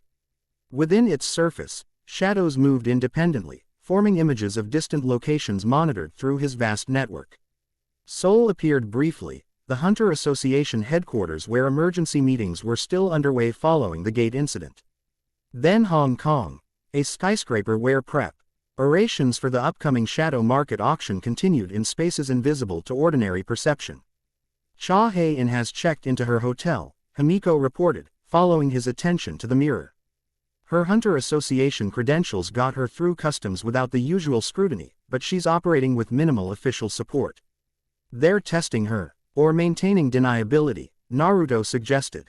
The association leadership suspects I'm beyond their jurisdiction but can't acknowledge that officially without undermining their authority. So they send a single S-rank hunter to track you across international borders. Himiko observed with faint amusement. Either supremely confident in her abilities or entirely expendable. Neither, Naruto corrected. They're adapting to unprecedented circumstances. Conventional hunter teams would be ineffective against me if I were hostile, while a single exceptional hunter might establish communication without representing an overt threat. The mirror's surface shifted again, revealing Hae-In in her hotel room. She had established an impressive mobile command center. Holographic displays showing everything the Hunter Association had compiled about the Crimson Shadow. Multiple data points across Asia, energy signature analyses, witness testimonies, all connected with analytical precision that reflected a methodical mind. She's thorough, Himiko noted with professional approval. And determined. Naruto watched as Hae-In cross-referenced his appearances with historical anomalies, establishing patterns that most analysts had missed. She's already connecting events from before the First Awakening, looking at historical, divine interventions, and unexplained phenomena. Dangerously perceptive, Himiko warned. If she continues this line of investigation, she'll discover what she's meant to discover, Naruto interrupted. Knowledge offered freely rather than forbidden carries less destructive potential. Himiko studied him with the insight born from centuries of companionship. You've decided to recruit her. I've decided to educate her, he corrected. Whether that leads to recruitment depends on her choices afterward. The kitsune's expression revealed skepticism. The Hunter Association has spent 3 decades conditioning its agents to view the world through a very specific framework. Challenging that worldview directly could break her, or reveal her true potential, Naruto countered. She senses the gaps in their understanding already. Her ability to detect monster aura extends beyond the IR classification system. She perceives layers they deny exist. He turned from the mirror, decision made. Prepare for Hong Kong. We'll need to secure the fragment at auction before Einsblutt's agents can acquire it. And Ms. Cha, Himiko inquired, already knowing the answer. Naruto's expression held something rarely seen in recent centuries, anticipation. I think it's time we had that conversation, she requested. After all, she came all this way to find me. Imperial Hotel, Tokyo, present night. Hae-In reviewed the assembled data with growing frustration. 3 days of intensive investigation had yielded patterns but no concrete leads. The Crimson Shadow, Naruto Uzumaki, according to Hunter Association intelligence, maintained no registered residence in Tokyo despite frequent activity in the city. No property records, no financial footprint, no digital presence of any kind. Yet witness accounts placed him in Tokyo's financial district regularly, sometimes in broad daylight. He had attended cultural events, frequented certain restaurants, and even given guest lectures at Tokyo University's obscure Department of Comparative Mythology, all while somehow avoiding the science infrastructure that blanketed modern Japanese society. It's like tracking a ghost, she muttered in Korean, pushing away from the holographic displays to rest her eyes. The hotel room's panoramic view of Tokyo Tower provided no answers, just a glittering reminder of the urban labyrinth concealing her target. Her phone vibrated with an incoming message. Director Jaeon, checking on her progress with characteristic impatience. * 72 hours invested. Results. * Hae-In considered her response carefully. The Seoul Hunter Association had committed significant resources to this investigation, however unofficially. Failure would damage her professional standing and potentially expose the organization to criticism from international oversight committees. Pattern analysis complete, * she replied. Target operates through established routines despite apparent randomness. Anticipate contact within 24 hours. * The claim was optimistic at best, but Hae-In trusted her instincts. Something about the Crimson Shadow's behavior suggested he wasn't avoiding detection so much as waiting for the right moment to be found. Her phone vibrated again immediately. Confidence unwarranted. Return to Seoul if no contact by tomorrow night. * The directive stung her professional pride but wasn't unexpected. The association maintains strict cost-benefit analyses for all international operations. Hae-In set the phone aside and returned to her investigation. If she had only 24 hours remaining, she needed to abandon conventional tracking methods. Her unique sensory abilities had led to her selection for this mission. Time to leverage them more aggressively. She closed her eyes, focusing on the distinctive aura she had detected during the Yoido incident. Unlike standard monster detection that hunter training emphasized, her ability operated on intuitive levels that defied precise classification. Where other hunters detected broad categories of supernatural threats, Hae-In IVED individual signatures with all their distinctive nuances. The Crimson Shadow's aura had been unforgettable, layers of different energies somehow cohesively integrated rather than competing. Vampy, elements entwined with something darker and more fundamental, all wrapped around a surprisingly human core. She extended her senses outward, using meditation techniques developed through years of refining her unusual talent. Tokyo's supernatural landscape unfolded in her perception, the ambient energy of millions of humans providing background static, punctuated by the distinctive signatures of registered hunters and contained gate energies. Nothing matching her target appeared immediately, but something else caught her attention, a negative space approximately 3 kilometers west. Not an absence of energy but rather a deliberate obscuring, like a blanket thrown over something to hide its shape. Hae-In opened her eyes, decision made. Standard protocols would require reporting this in Omali and waiting for authorization to investigate. But with her deadline looming and the distinctive nature of the concealment, standard protocols seemed inadequate. She secured her equipment FSI. Endly, combat gear disguised as business attire, modular weapons that assembled from innocuous components, communications tech that operated on hunter-specific frequencies. Within 15 minutes, she was headed toward the anomaly, trusting her sensory abilities to guide her more effectively than any technological tracking system. Tokyo's nightlife pulsed around her as she navigated the city, DS of humans oblivious to the supernatural currents flowing beneath ordinary reality. The negative space maintained its position, neither moving nor diminishing as she approached. It led her to Minato District, an upscale area housing embassies and corporate headquarters. The anomaly centered on what appeared to be an empty lot between gleaming skyscrapers, a spatial impossibility in Tokyo's premium real estate market. Hae-In stopped across the street, focusing her senses more precisely. The emptiness shifted under direct scrutiny, revealing edges that ordinary perception would miss entirely. Not vacant land but a perceptual blind spot, something existing in physical space but conceptually hidden from standard observation. Dimensional manipulation, she murmured, recognizing techniques similar to how gates were contained and managed, but on a permanent, stable scale.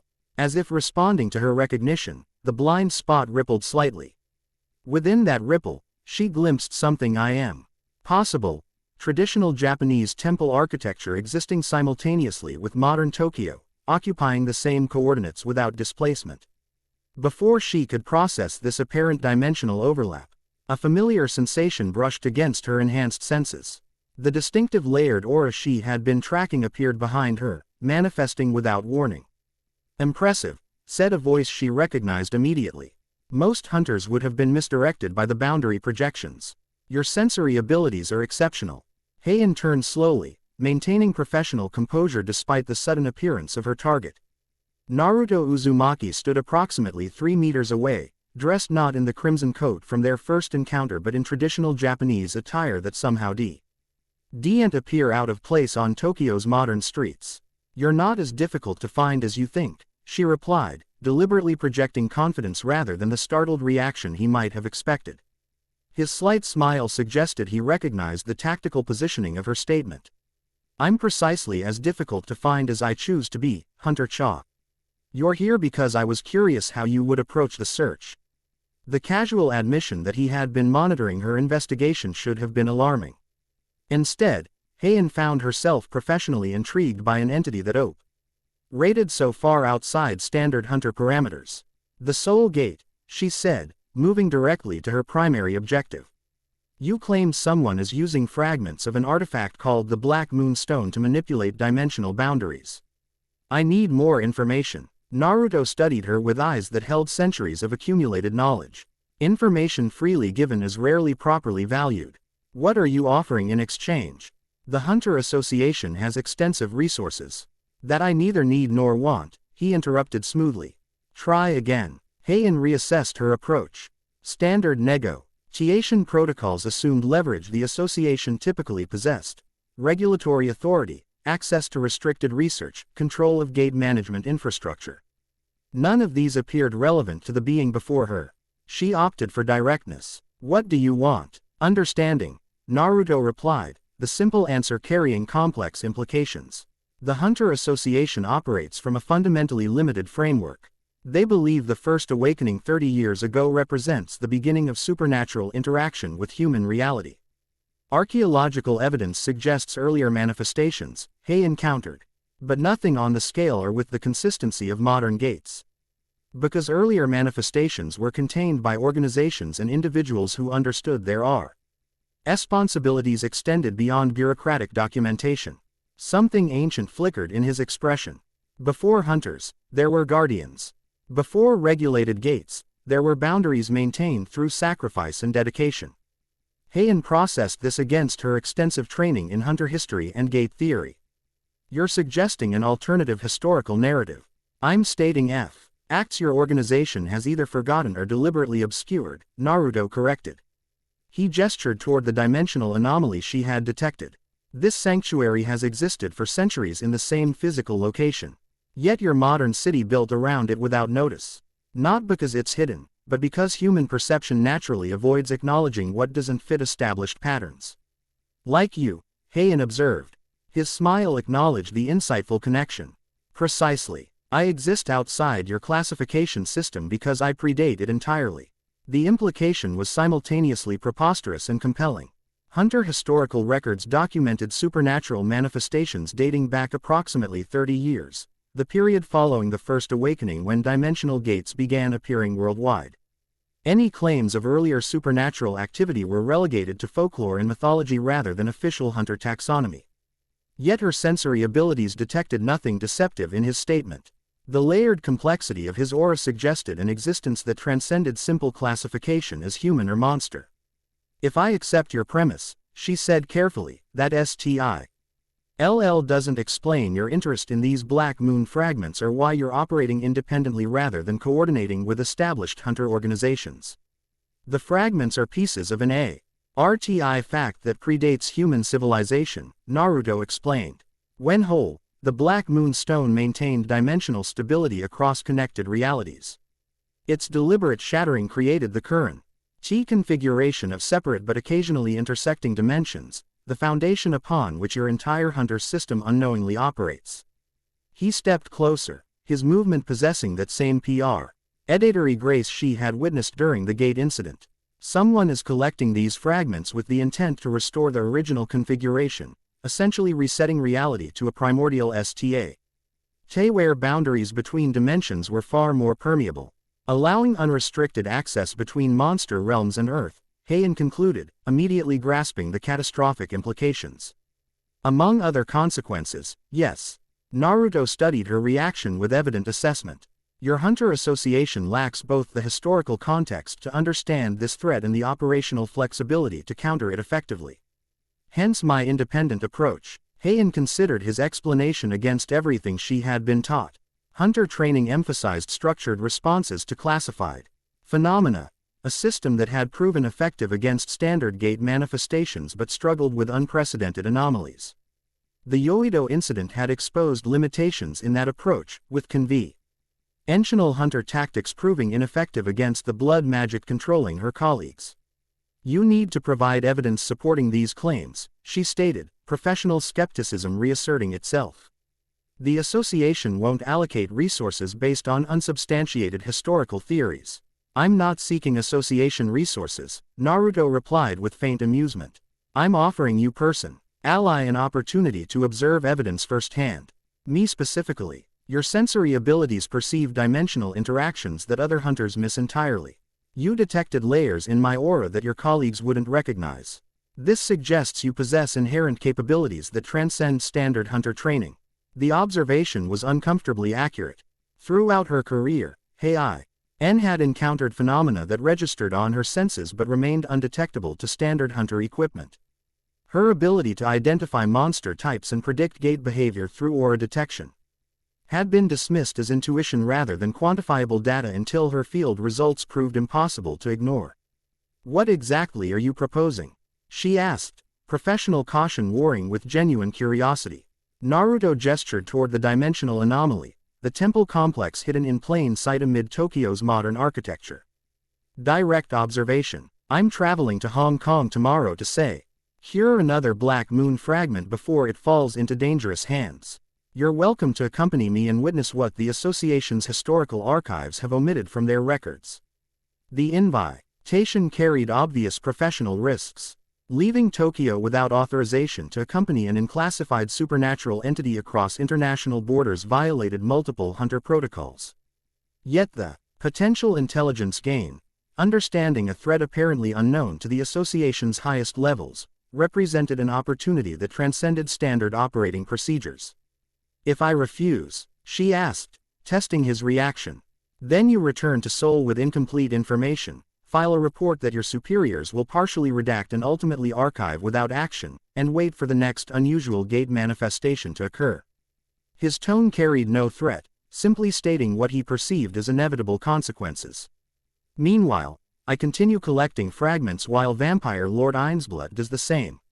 Until one of us secures enough pieces to implement our respective plans for them. The name triggered an immediate connection in Hae-In's professional knowledge. Ainsblood is classy. Fide is a theoretical entity in hunter mythology. There's no confirmed evidence of his existence. There's no confirmed evidence the association has chosen to acknowledge, Naruto corrected. The distinction matters considerably when dealing with beings who predate your classification system.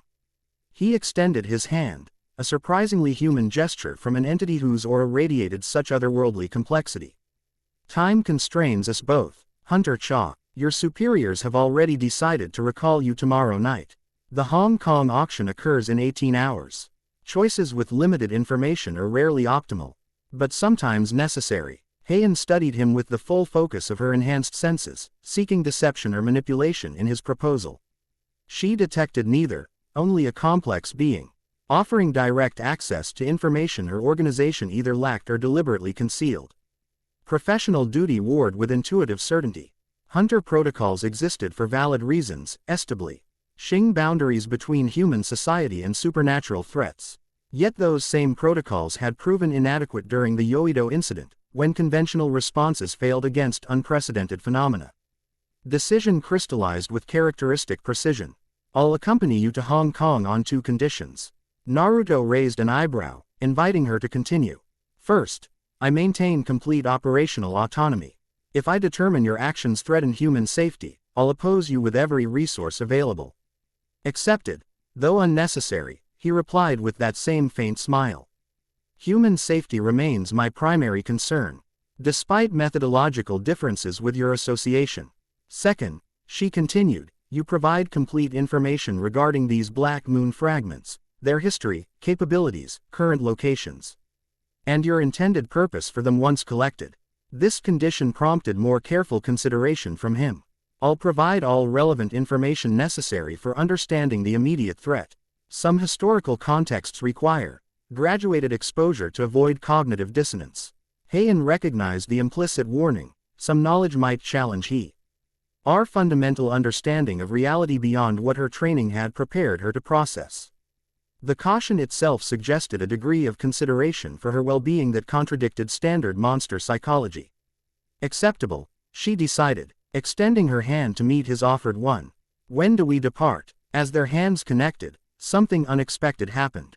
Her enhanced senses detected a momentary resonance between his complex aura and something dormant within her own energy pattern, a recognition that transcended conscious understanding.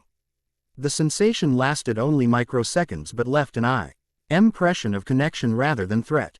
If Naruto noticed the interaction, he gave no obvious indication. Dawn, he replied, releasing her hand. The sanctuary provides more convenient transportation methods than commercial flights. He gestured toward the dimensional anomaly, the temple complex existing in conceptual overlap with modern Tokyo.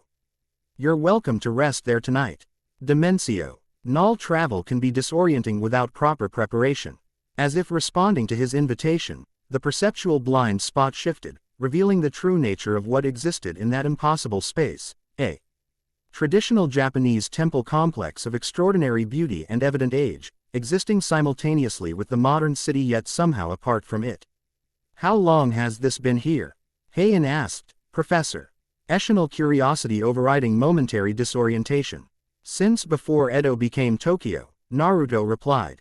The sanctuary adapts to changing environments while maintaining its essential nature, much like those of us who guard the boundaries between worlds. He turned toward the revealed structure, shadows extending subtly around him like an invisible cloak responding to its wearer's movements.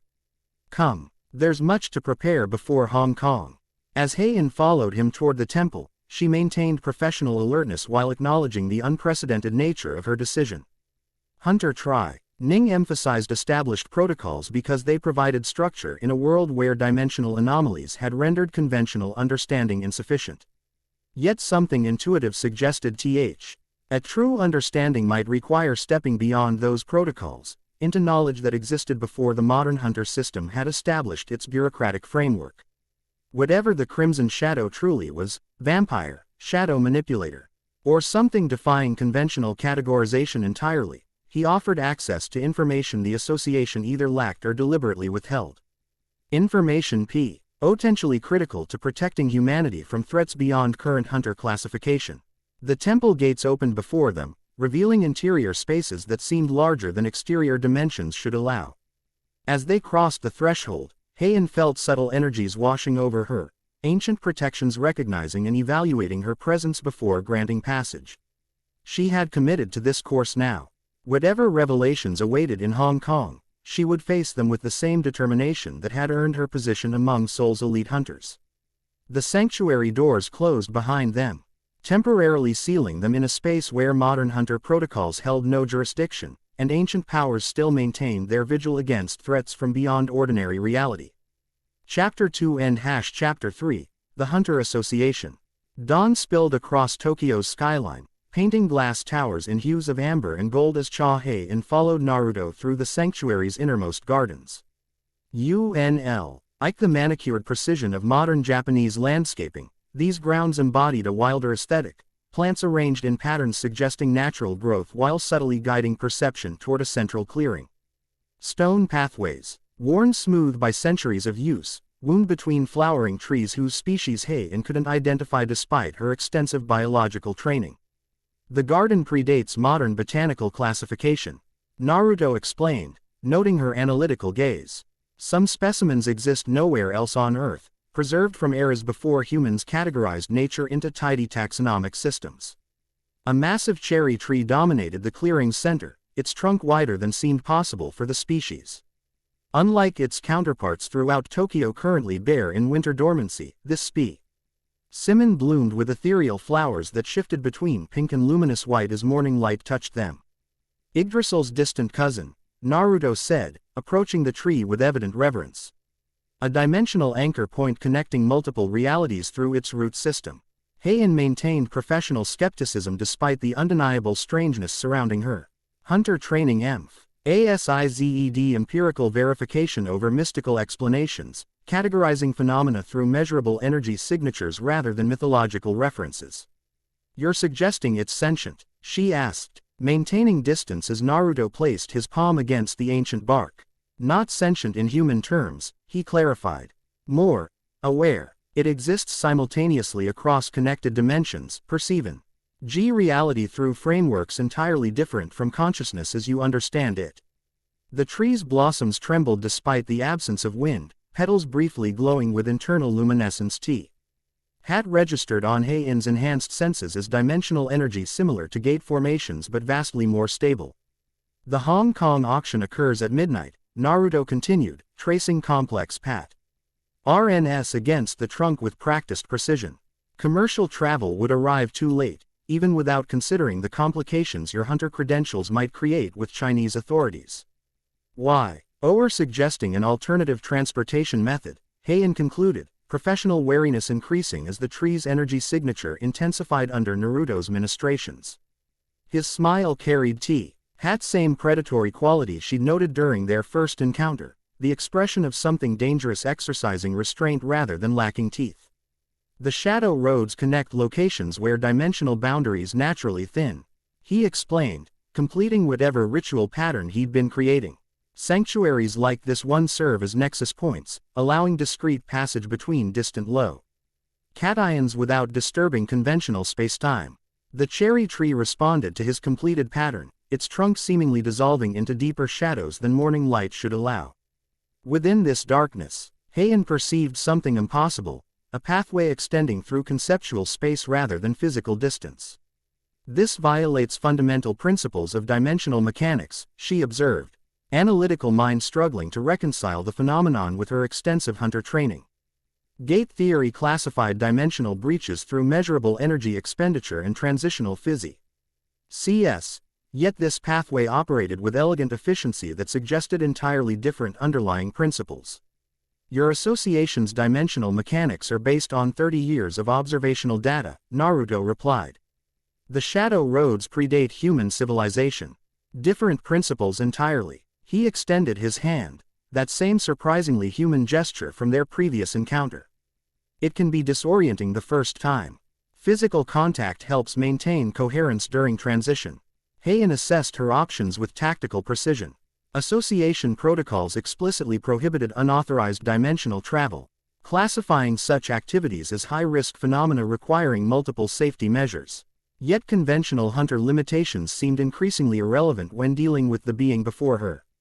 She accepted his offered hand, noting the surprising warmth of his touch, not the cold she might have expected from the vampire elements in his aura. If this damages my molecular structure, my after-action report will be extremely critical. His laugh contained genuine amusement, another unexpectedly human quality. Your molecular structure will remain perfectly intact, Hunter Cha. Your worldview, however, may require some recalibration. Before she could respond, he stepped into the shadow pathway, drawing her with him. The transition defied proper description, not the violent, dimensional displacement of gate travel but rather a liquid shifting, as if reality itself flowed around them while they remained stationary. Disorientation lasted approximately 2.7 seconds by Hae-In's internal count. Then solidity returned with jarring abruptness, her senses recalibrating to new surroundings instantly. They stood within another garden, superficially similar to the Tokyo Sanctua. But with subtle differences that registered immediately on her enhanced perception. The air carried different mineral content, humidity, and pollutant levels consistent with Hong Kong's atmospheric profile. Ambient sounds confirmed the location, distant traffic patterns, commercial vessels in Victoria Harbor, the distinctive hum of the city's electrical infrastructure. Victoria Peak, Naruto confirmed, releasing her hand as she oriented herself. Another sanctuary established during the Ming Dynasty, though this one has adapted more extensively to modern encroachment.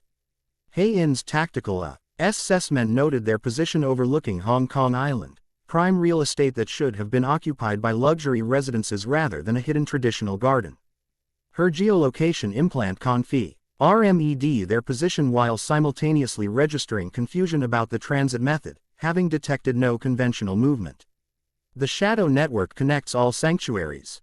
She inquired, Ional curiosity temporarily overriding protocol concerns about unauthorized dimensional travel, and certain other locations where reality naturally thins, Naruto explained, leading her along a stone path toward what appeared to be a traditional Chinese pavilion artfully concealed among bamboo groves. Mountain peaks, ancient forests, deep ocean trenches, places humans instinctively recognize as liminal spaces between ordinary reality and something more. The pavilion interior revealed sophisticated modernization despite its traditional exterior, advanced communications technology seamlessly integrated with centuries-old architecture. A woman awaited them, her features suggesting mixed European and Asian ancestry. She wore a tailored business suit whose elegant simplicity betrayed exceptional quality. Her platinum blonde hair styled in a severe bob that emphasized remarkable cheekbones. Hunter Cha Hae-In, she greeted in flawless Korean, extending her hand with professional courtesy. Your reputation precedes you. The Seoul Association's premier sensory specialist. Hae-In accepted the handshake, her enhanced perception immediately registering unusual aspects to the woman's aura. Not vampire-adjacent like Naruto's complex signature, but something equally difficult to categorize within standard hunter classifications. Alexis Volkov, Naruto introduced. Our specialist in international hunter organizations and their political ecosystems. Former SSS rank with the Russian Hunter Association, Alexis elaborated, her accent shifting subtly to reveal hints of Moscow's upper-class education. Before philosophical differences led to my independent contractor status. Hae-In processed this information against her knowledge of global hunter operations. SSS rank designatio. NS were extraordinarily rare, awarded to perhaps 24 individuals worldwide whose abilities transcended standard classification metrics. That this woman had voluntarily relinquished such status suggested either principled conviction or professional conflict significant enough to abandon institutional protection. Russia's association maintains strict governmental oversight, Hae-In observed neutrally. Philosophical differences can become problematic. Alexis's smile contained cold amusement. An elegant diplomatic assessment. The Moscow Directorate prefers treasonous insubordination in my personnel file. But your phrasing is certainly more civilized. Naruto interrupted this professional sizing up with practical focus. The auction parameters have changed. Himiko's intelligence August Einbluth's representatives arrived early and are attempting to circumvent formal proceedings. Alexis nodded, immediately transitioning to operational briefing. She activated a holographic display showing Hong Kong's financial district, highlighting a specific skyscraper rising from the harbor's edge. The auction location remains Victoria Peak Palace, neutral territory by ancient covenant, she explained, manipulating the display to zoom toward upper floors invisible to conventional observation. However, preliminary negotiations have begun at the Hong Kong Hunter Association headquarters. Einbluth's proxy is attempting to secure exclusive bidding rights through regulatory manipulation. Hae-In studied the display with professional assessment. The Hong Kong Association lacks jurisdiction over supernatural artifacts predating the First Awakening. Their regulatory framework explicitly excludes historical items without documented gate energy signatures. Correct. Alexis acknowledged with evident approval of her legal knowledge. However, they're arguing the Black Moon fragment qualifies as a gate manipulation device under Section 7 of the International Hunter Accords, which would require registration and potential confiscation. Naruto's expression shifted subtly, the predatory aspects of his nature becoming momentarily more pronounced. A technical argument to create administrative delays while their extraction team secures the fragment through less legitimate means. The tactical implications registered immediately in Hae-In's assessment. Standard NTER organizations operated through bureaucratic processes designed for transparency and accountability, procedural frameworks that could be weaponized by entities understanding their limitations. Hong Kong Association would need verification from at least 2 international branches to classify an unregistered artifact, she noted, recalling regulatory protocols from her advanced training. EOUL and Tokyo would be logical partners given their regional proximity. Alexis smiled, the expression of a chess player recognizing a worthy opponent. Precisely why your presence becomes advantageous. As Seoul's representative, your verification authority could potentially neutralize their regulatory strategy. The implications crystallized with uncomfortable clarity. They were suggesting she leverage her official hunter credentials to counter Einbluth's proxy, effectively using her association authority for an unauthorized operation. That would constitute misrepresentation of association directives, she stated carefully. Professional ethics requiring explicit acknowledgement of the boundary being proposed. It would constitute accurate representation of reality against deliberately misleading technicalities. Naruto countered. The Black Moon fragments exist outside hunter jurisdiction by their very nature. Preventing their misclassification maintains legitimate regulatory boundaries rather than violating them. His reasoning contained a logical consistency that Hae-In found simultaneously compelling and concerning. Hunter protocols emphasized clear jurisdictional boundaries precisely because supernatural phenomena often exploited definitional ambiguities. What exactly would my role entail? She asked, neither accepting nor rejecting the proposal yet. Alexis manipulated the holographic display to show the Hunter Association's administrative layout. Einbluth's proxy, operating under legitimate business credentials, is meeting with Director Zhang of Artifact Classification at 10 o'clock. We need you present during that meeting to challenge their jurisdictional claims before they establish administrative momentum. And after preventing their regulatory approach. Hae-In pressed, tactical assessment requiring complete operational understanding. The auction proceeds as originally scheduled, Naruto explained. We secure the fragment through legitimate channels rather than administrative manipulation or covert extraction. Hae-In considered the proposal against her professional obligations and ethical framework. Association protocols prohibited unauthorized operations within foreign jurisdictions without explicit cross-organizational approval. Yet those same protocols established her responsibility to prevent misuse of regulatory frameworks for purposes contrary to hunter organizational integrity. I'll participate, she decided, but my involvement will be strictly limited to correcting misrepresentations of hunter regulatory jurisdiction. I won't facilitate any actions violating legitimate hunter protocols. Perfectly reasonable parameters, Alexis agreed with that same calculating smile. Your reputation for procedural precision is well earned, Hunter Cha. The faint emphasis on her title carried subtle meaning that Hae-In didn't miss, acknowledging her institutional identity while implicitly questioning whether that identity fully encompassed her capabilities. The nuance suggested Alexis possessed psychological insight beyond standard hunter profiling techniques. Naruto observed this exchange with something resembling approval before addressing practical logistics. The association headquarters maintains conventional security supplemented by hunter-specific barriers. Alexis has arranged visitor credentials for you as Souls R.E. presentative conducting routine organizational consultation. And your access? Hae-In inquired, professionally dubious about his ability to enter a secured hunter facility without detection.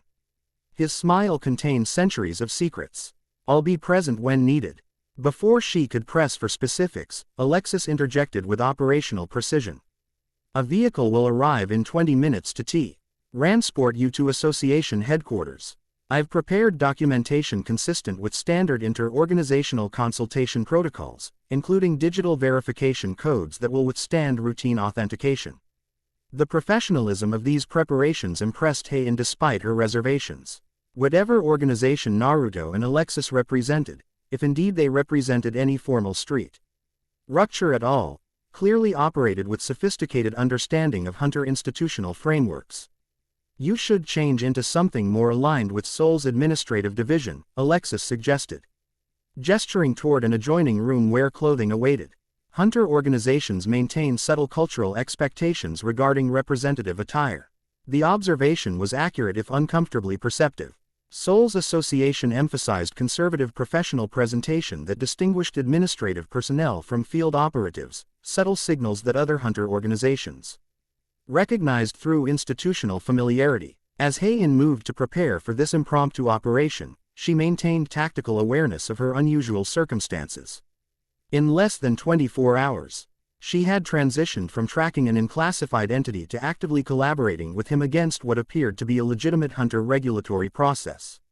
Yet her enhanced senses detected no deception in Naruto's explanation of the situation, only layers of complexity beyond standard hunter classification systems. Whatever game was being played with the Black Moon fragments clearly operated according to rules predating modern hunter regulatory frameworks. The question remaining was whether those ancient rules still served humanity's interests in the modern world, and whether her association's limited understanding of supernatural history was adequate for addressing threats beyond their classification system. For now, she would observe, analyze, and maintain operational flexibility, while gathering information unavailable through conventional hunter channels. Professional adaptation required reassessment when confronted with paradigm-shifting intelligence, regardless of institutional preferences for established protocols.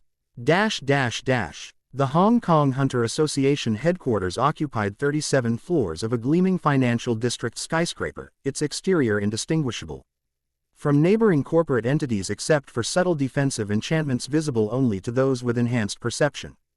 Unlike Seoul's militaristic approach or Tokyo's traditional aesthetic, Kong's organization embraced capitalism with unabashed enthusiasm, treating supernatural containment as premium services rather than civic obligation. Hae-In's visitor credentials processed smoothly through security checkpoints, her Seoul Association documentation generating professional courtesy without undue scrutiny. The administrative attire Alexis had provided perfectly matched Hong Kong's expectations for visiting officials, conservative enough to signal institutional authority while incorporating subtle design elements that identified her as Korean rather than Chinese hunter personnel. The operational briefing had prepared her for Director Zhang's office location but not for the maze of administrative bureaucracy separating the main entrance from the artifact classification department. Unlike Seoul's efficient military-inspired layout, Hong Kong's organization resembled a corporate labyrinth designed to exhaust supplicants before they reached decision-makers. Seoul's representative has arrived, announced a polished assistant in English after Hae-In navigated the bureaucratic gauntlet. Director Zhang is currently in conference but will accommodate you shortly. The Ting area overlooked Victoria Harbor through floor-to-ceiling windows that subtly doubled as defensive barriers against aerial supernatural threats. Hae-In maintained professional composure while conducting discreet environmental assessment. Her enhanced senses detected the expected hunter-specific security measures, mana circulation inhibitors, dimensional stability fields, identity verification auras, but also something unexpected. Shadow observation constructs similar to what she'd sensed in Naruto's presence. Hunter Cha, a cultured voice greeted in formal Mandarin. What an unexpected pleasure. Seoul rarely honors us with representatives of your caliber. Director Jong emerged from his office, a slender man whose understated suit and traditional jade accessories projected sophisticated authority. His aura registered as A rank with specialization in identification magics, appropriate for his artifact classification role but unlikely to detect the complexities of Naruto's nature should he appear. Director Hae-In replied in equally formal Mandarin, bowing with precise depth to acknowledge his position while maintaining Seoul's institutional dignity. Seoul values Hong Kong's expertise in artifact assessment. When we received notification of potential jurisdictional questions regarding pre-awakening artifacts, I was dispatched to provide procedural consultation. The fully worded explanation contained no technical falsehoods while implying official authorization she didn't actually possess. Director Jong's expression revealed momentary confusion followed by practiced administrative neutrality. I see, he responded with professional courtesy masking evident surprise. We hadn't formally requested Seoul's consultation on the matter, but international cooperate. Ion always proves valuable in complex classificatory cases. Before further diplomatic navigation became necessary, the office door opened again to admit a striking woman whose presence immediately registered on Hae-In's enhanced senses as something requiring careful assessment.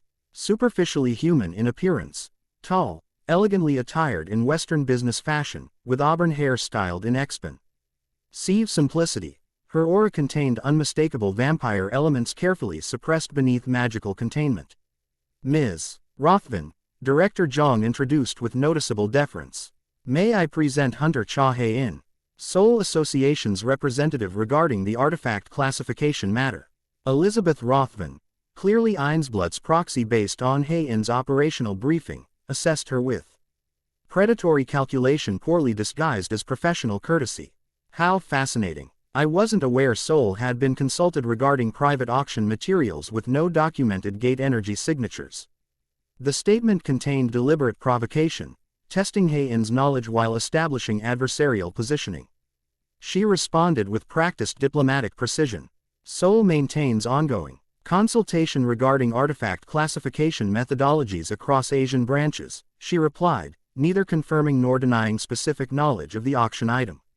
Jurisdictional consistency prevents exploitation of regulatory variances between regional associations. Rothman's smile contained centuries of patronizing assessment. How commendable. Bureaucratic harmonization always serves the greater good, doesn't it? Director Jong intervened with administrative precision before tension could escalate further. Perhaps we should continue this discussion in the conference room. I've arranged for Artifact Authentication Division to join us with relevant regulatory documentation. As they proceeded toward the designated meeting space, Hae-In maintained tactical awareness of Rothman's positioning. The vampire proxy consistently maneuvered to maintain physical advantage within the space, subtly establishing dominance patterns typical of predator species attempting to assert territorial control.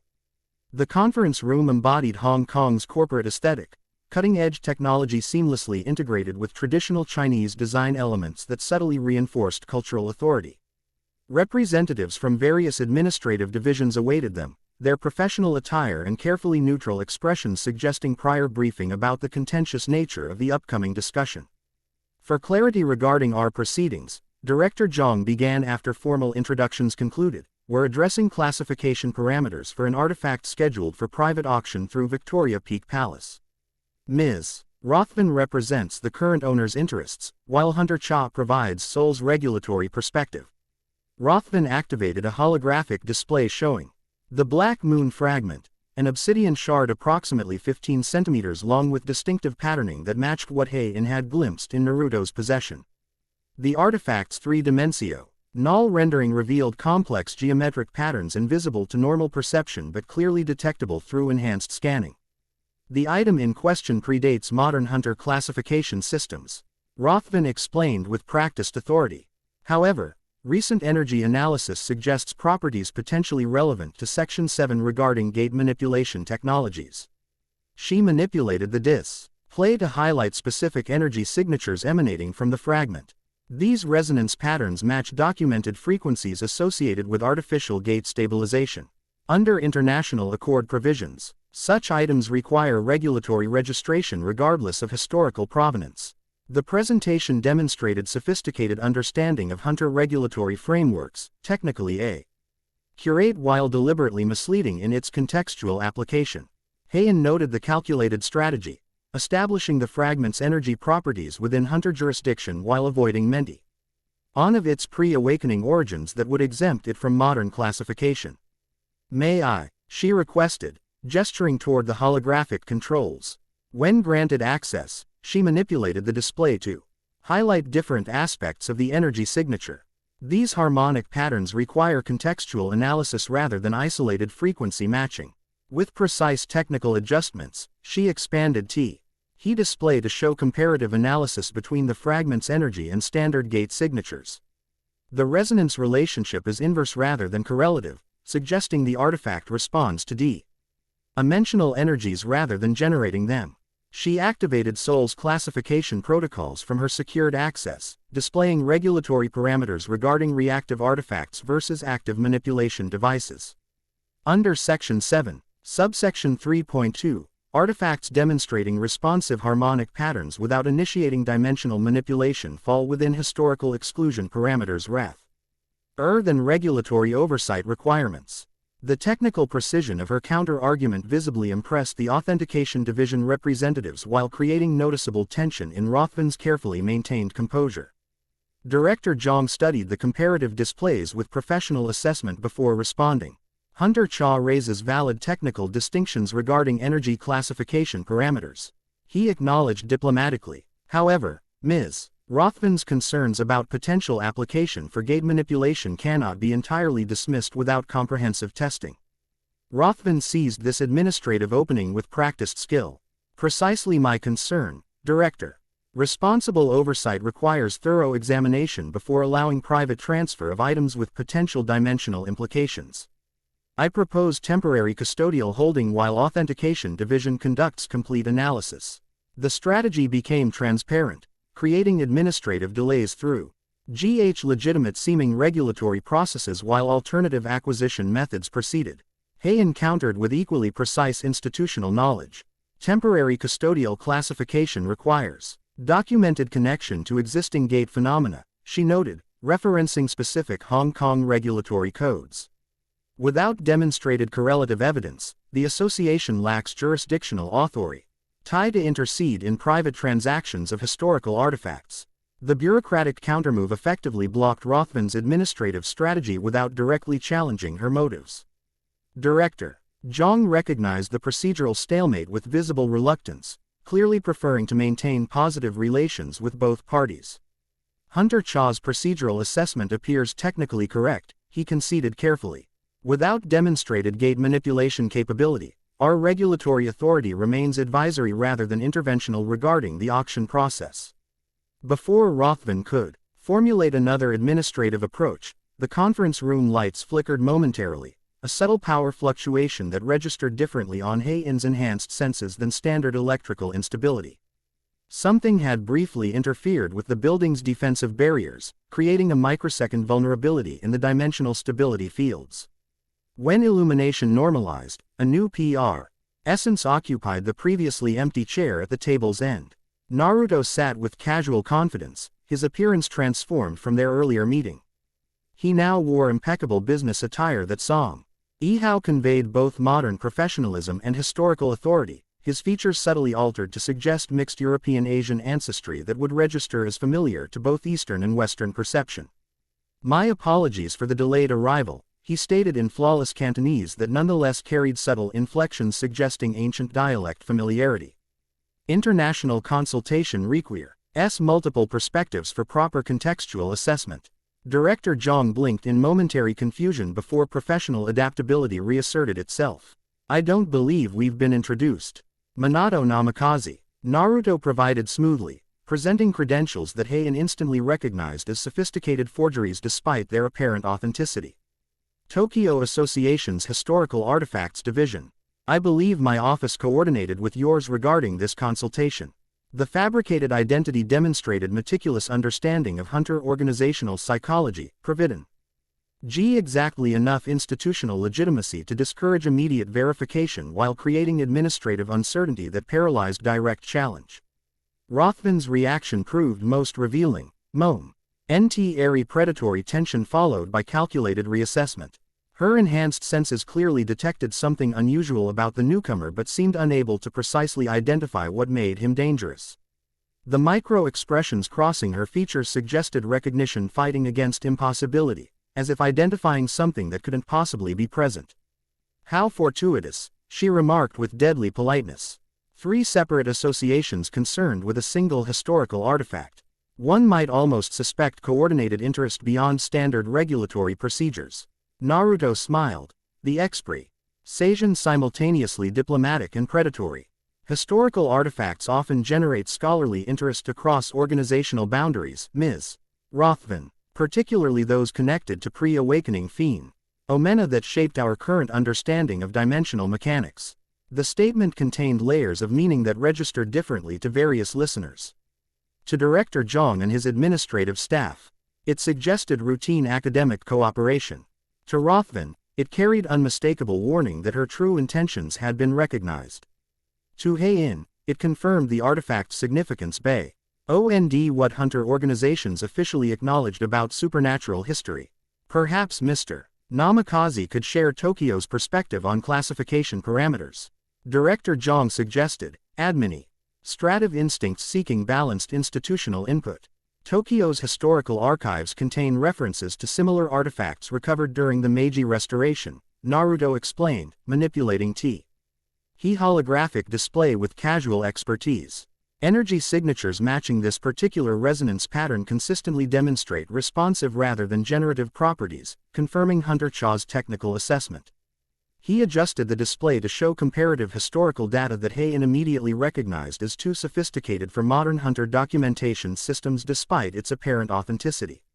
Additionally, artifacts with these specific geometric configurations consistently predate First Awakening phenomena by several centuries, placing them firmly within historical exclus.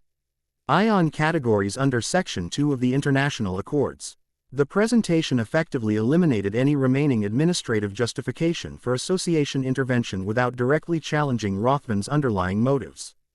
Director Zhang studied the comprehensive analysis with evident professional respect before rendering administrative judgment. Based on consolidated assessment from 3 separate associations, this artifact clearly falls within historical exclusion parameters rather than regulatory oversight requirements, he concluded with diplomatic precision. The Hong Kong Association will maintain advisory presence at Victoria Peak Palace auction as standard procedure, but without jurisdictional claims regarding final disposition. Rothman maintained impressive composu. Despite this comprehensive defeat of her administrative strategy. The owner appreciates thorough regulatory assessment ensuring proper classification, she stated with professional courtesy entire. At odds with the calculated assessment in her eyes. Responsible governance requires such diligence, even when final determinations favor historical precedent. The meeting concluded with standard administrative formalities. Participants exchanging procedural acknowledgments while carefully maintaining institutional dignity. Throughout these diplomatic niceties, Hae-In observed the subtle positioning between Naruto and Rothman, predators recognizing each other's dangerous potential while performing civilized restraint for observers unaware of their true nature. As they departed the conference room, Director Zhang requested a private word with Hae-In regarding unrelated cooperative initiatives between Hong Kong and Seoul. This administrative detour separated her momentarily from Naruto and Rothman, who proceeded toward the elevator bank with careful distance between them. The routine consultation with Zhang concluded efficiently, allowing Hae-In to rejoin the others within minutes. She arrived at the elevator lobby to find Naruto alone, Rothman having apparently departed separately. An enlightening exchange, he remarked as she approached, his features subtly shifting back toward his true appearance now that they stood temporarily isolated from administrative observation.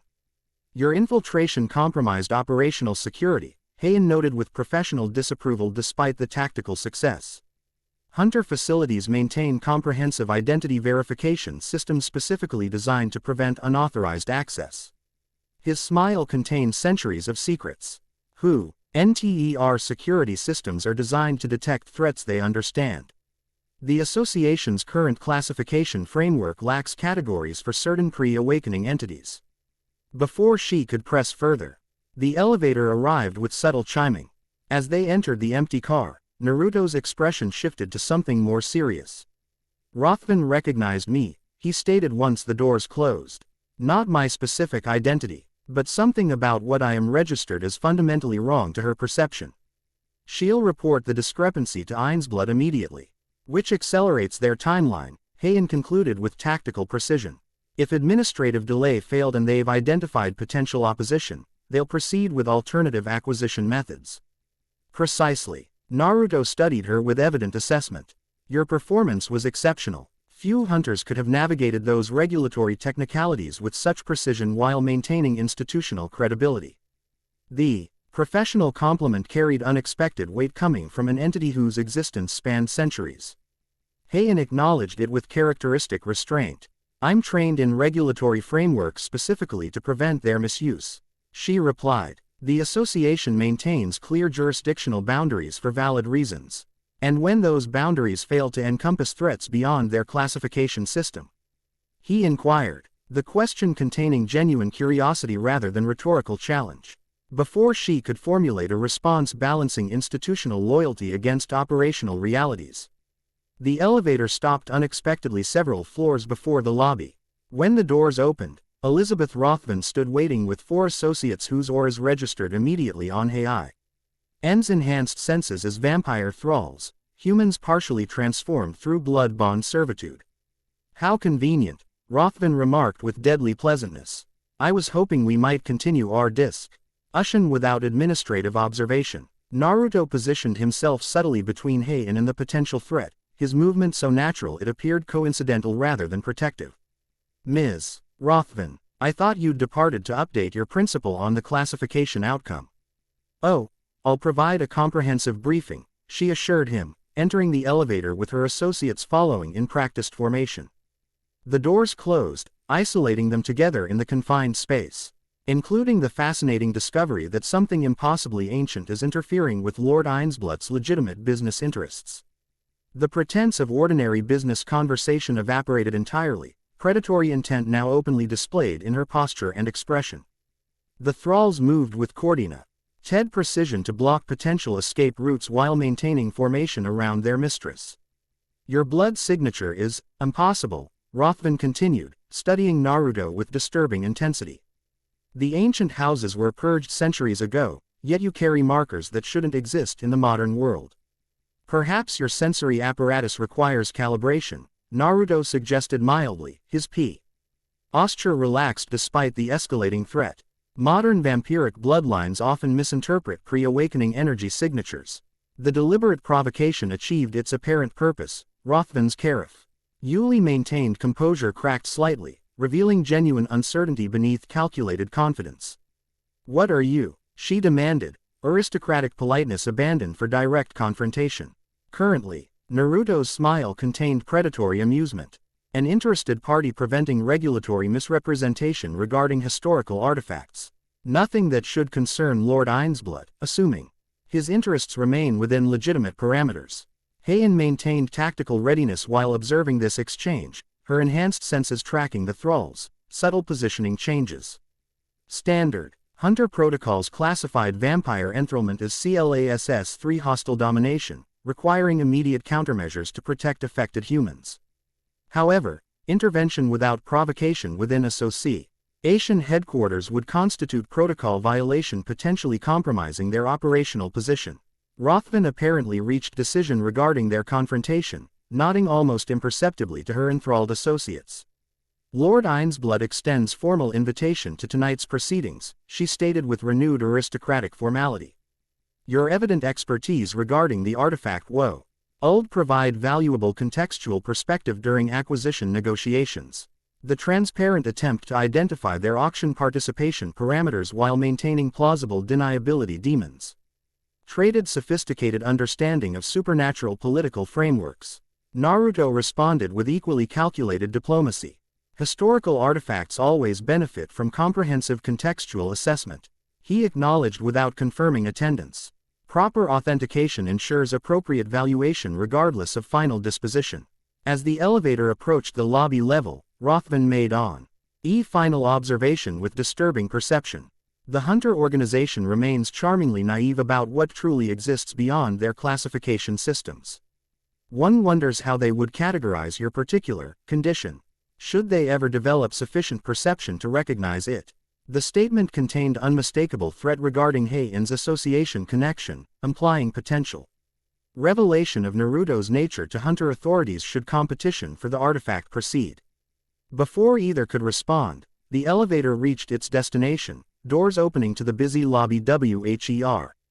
Administrative staff and visiting hunters created public witnesses preventing further private conversation. Until tonight, Rothman concluded with perfect public politeness, departing with her entourage maintaining protective formation around her.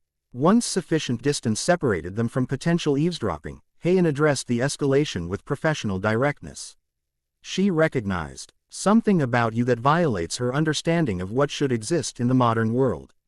Naruto guided them toward the building exit with casual confidence that effectively discouraged approach by curious administrative personnel. Vampire hierarchies maintain historical records predating modern hunter classification systems. The oldest among them remember the blood wars when certain lineages were supposedly exterminated entirely. And you carry markers from those extinct bloodlines, Hae-In concluded, connecting implications with characteristic precision. Which should be impossible, according to their historical understanding. Creating valuable uncertainty regarding exactly what they're facing, he confirmed as they exited into Hong Kong's bustling financial district. Rothman will report the anomaly to Ainsblood, who must now recalculate his approach with incomplete information about potential opposition. Tactical implications crystallized in Hae-In's assessment. They accelerate alternative acquisition methods while maintaining auction participation as cover. Probable extraction team targeting either the auction venue or transportation routes. Naruto's approving smile acknowledged her accurate analysis. Precisely. Which necessitates adjusting our own approach accordingly. A sleek vehicle awaited them at the curb, Alexis Volkov at the wheel, her expressio revealing nothing about their altered circumstances. Once they entered the secure transport, Naruto briefed her on the administrative outcome and subsequent elevator confrontation.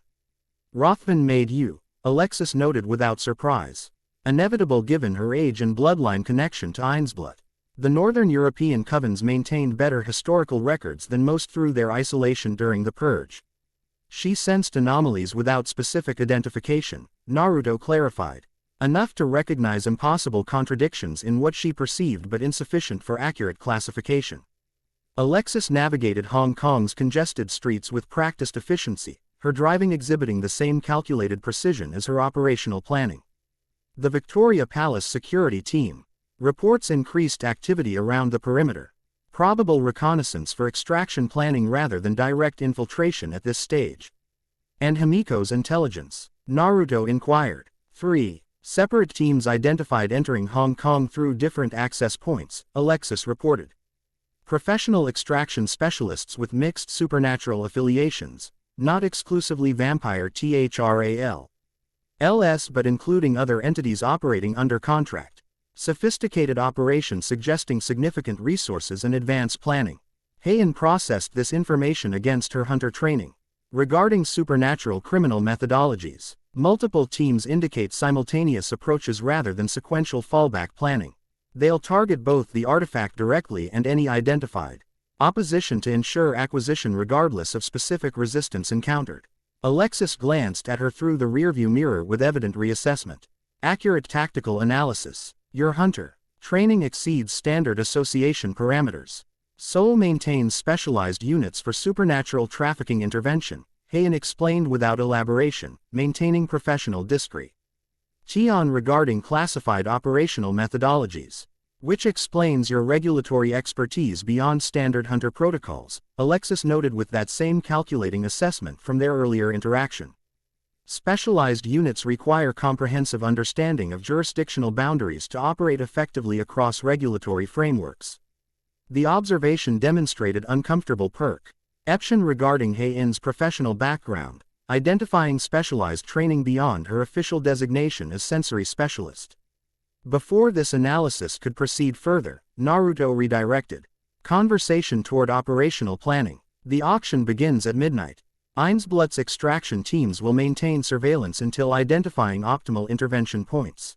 We need to secure the fragment before they execute their operation. The regulatory ruling prevents association interference with the auction itself, Hae-In noted. But they'll maintain advisory presence that could potentially identify unauthorized extraction attempts, which creates useful complexity for Einzblutt's operation, Alexis concluded. His teams must now avoid both our intervention and potential association detection, dividing their attention and resources. As they proceeded toward Victoria Peak for operational preparation, Hae-In maintained analytical assessment of her increasingly complex situation. Hunter protocols emphasized clear jurisdictional boundaries and methodical threat response, frameworks designed for institutional consistency rather than adaptability to unprecedented phenomena. Yet everything about her current circumstances defied standard classification, from Naruto's impossible existence to the Black Moon fragments, significance beyond modern Hunter historical understanding. Navigating this complexity required operational flexibility beyond institutional parameters without abandoning the fundamental protective principles underlying Hunter organizational purpose. For now, she would continue gathering intelligence unavailable through conventional association channels while maintaining critical assessment of Naruto's claims against observable evidence. Professional adaptability required balancing institutional loyalty against tactical realities when confronting threats transcending established classification systems. The vehicle climbed Victoria Peak's winding roads toward their sanctuary base, Hong Kong's magnificent skyline spreading beneath them like a technological constellation. Somewhere within that urban expanse, Einzblutt's teams prepared for tonight's operation with resources and determination matching their own. The coming confrontation would test not just tactical capability but fundamental assumptions about supernatural hierarchies and history. Realities beyond modern Hunter understanding. Hae-In's enhanced senses detected subtle shifts in Naruto's aura as they approached the sanctuary, power gathering beneath his controlled exterior like storm clouds assembling before unleashing their full potential. Whatever he truly was, ancient vampire, shadow monarch, or something defying conventional categorization entirely, tonight would reveal capabilities beyond what she had witnessed during their initial encounter in Seoul. Professional assessment suggested maintaining tactical distance from such unprecedented power. Yet something deeper than professional curiosity drew her toward understanding what existed beyond the boundaries of established Hunter knowledge, the same intuitive recognition that had made her exceptional among souls. Hunters despite institutional resistance to her unconventional methodologies. The sanctuary gates opened before them, ancient protections recognizing authorized return. As they entered this liminal space between modern reality and something older, Hae-In committed fully to the path she had chosen, wherever it might lead beyond the comfortable certainties of Hunter classification systems. V. Citeria Palace occupied the highest point on Victoria Peak, its elegant architecture blending traditional Chinese imperial design with modern security innovations invisible to ordinary perception. Unlike the corporate aesthetic of Hong Kong's Hunter Association, the palace embraced its historical significance as neutral ground where supernatural factions had conducted diplomacy and commerce since long before the First Awakening. Preparations for the midnight auction transformed the palace into a glittering diplomatic showcase. Representatives from various supernatural communities arrived in vehicles ranging from conventional luxury cars to more exotic transportation methods visible only to those with enhanced perception. Security personnel maintained professional vigilance while honoring Hae Palace's neutrality protocols, weapons allowed but bound by ancient restrictions preventing unauthorized activation within the grounds. Hae-In observed these proceedings from a private preparation chamber within the sanctuary, where Alexis organized their operational approach with methodical precision. Her Hunter training recognized elements of standard infiltration methodology adapted for natural contexts beyond association classification systems. The auction framework maintains traditional protocols dating back to the Ming Dynasty, Alexis explained, displaying palace schematics with security annotations. Participants must register supernatural affiliations upon entry, with ancient binding magic enforcing truthful declaration, which creates complications for Einzblutt's proxy. Hae-In noted with tactical assessment. Rothman must acknowledge vampire lineage connection, potentially exposing operational connections other participants would consider relevant to bidding strategies. Precisely, Alexis confirmed. The binding magic predates modern evasion techniques, operating on principles even ancient entities find difficult to circumvent. It's why Victoria Palace maintains neutrality status across competing supernatural factions. The enforcement mechanisms transcend individual power hierarchies. Naruto entered from an adjoining chamber, his appearance transformed for the evening's operation. He wore formal attire that somehow conveyed both modern elegance and historical authority, midnight blue fabrics incorporating subtle patterns visible only through enhanced perception. The overall effect suggested power deliberately restrained rather than flaunted, dangerous capability contained within civilized presentation. "You'll enter separately," he instructed, addressing both women with operational precision.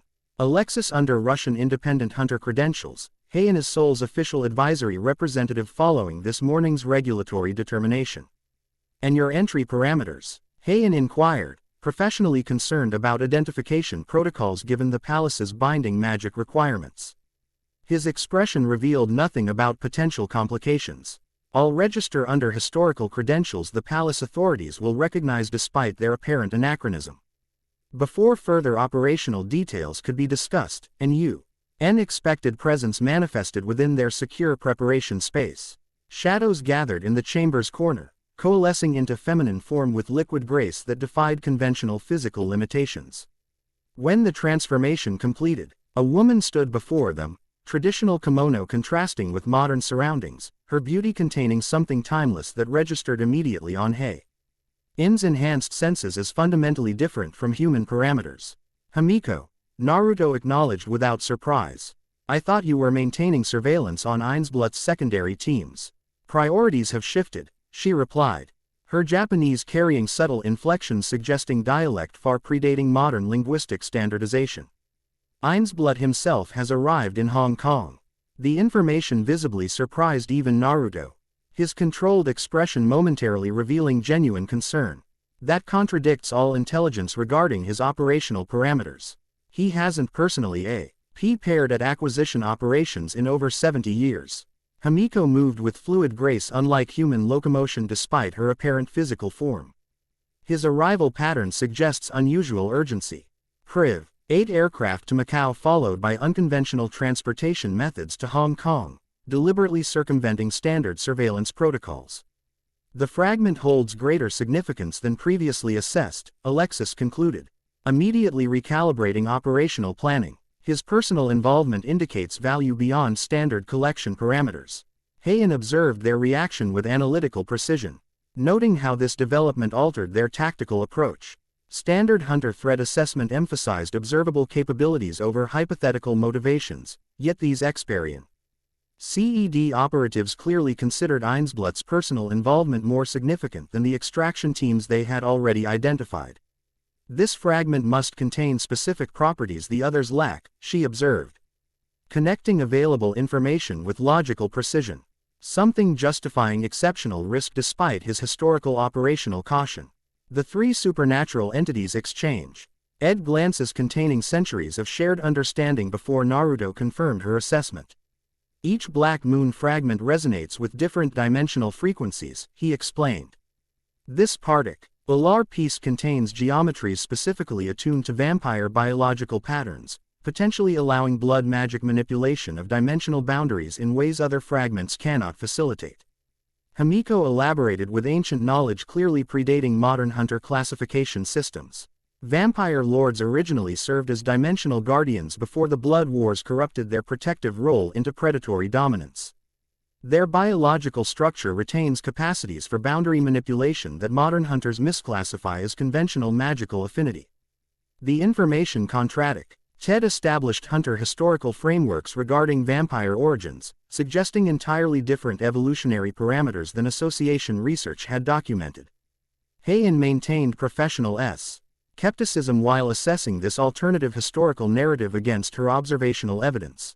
The Hong Kong fragment would provide Ainsblott capability beyond what other pieces offer individually, she concluded, focusing on tactical implications rather than historical contradictions. justifying personal intervention despite operational exposure. Yes, Naruto confirmed, shadows momentar.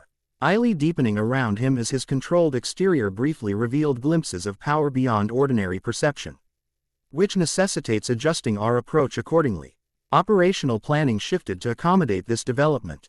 Alexis and Himiko coordinating surveillance with practiced efficiency suggesting long association.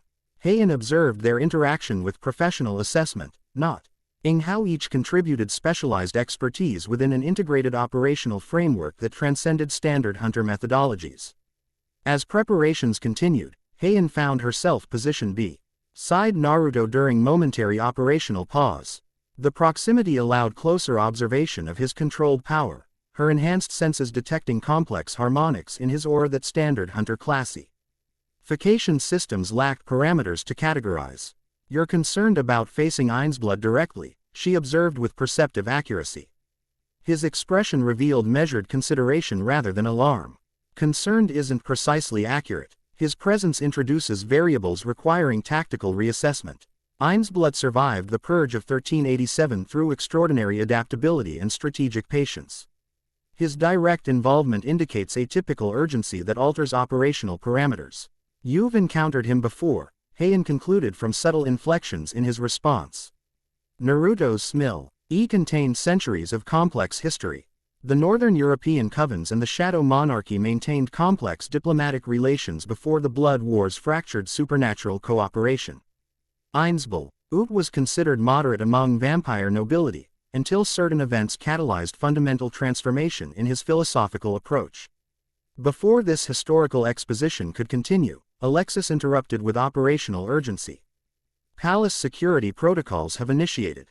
Participant registration begins in 20 minutes. We should proceed to separate entry points as planned." Final operative. Onal coordination concluded with practiced efficiency, each participant understanding their role within the integrated approach. As they prepared to depart the sanctuary for Victoria Palace, Naruto addressed Hae-In with unexpected directness. "Tonight you'll observe phenomena beyond association classification systems," he stated without dramatic emphasis. "Entities and capabilities that contradict established hunter historical frameworks. Maintaining operational effectiveness requires processing this information without allowing institutional preconceptions to limit tactical adaptation."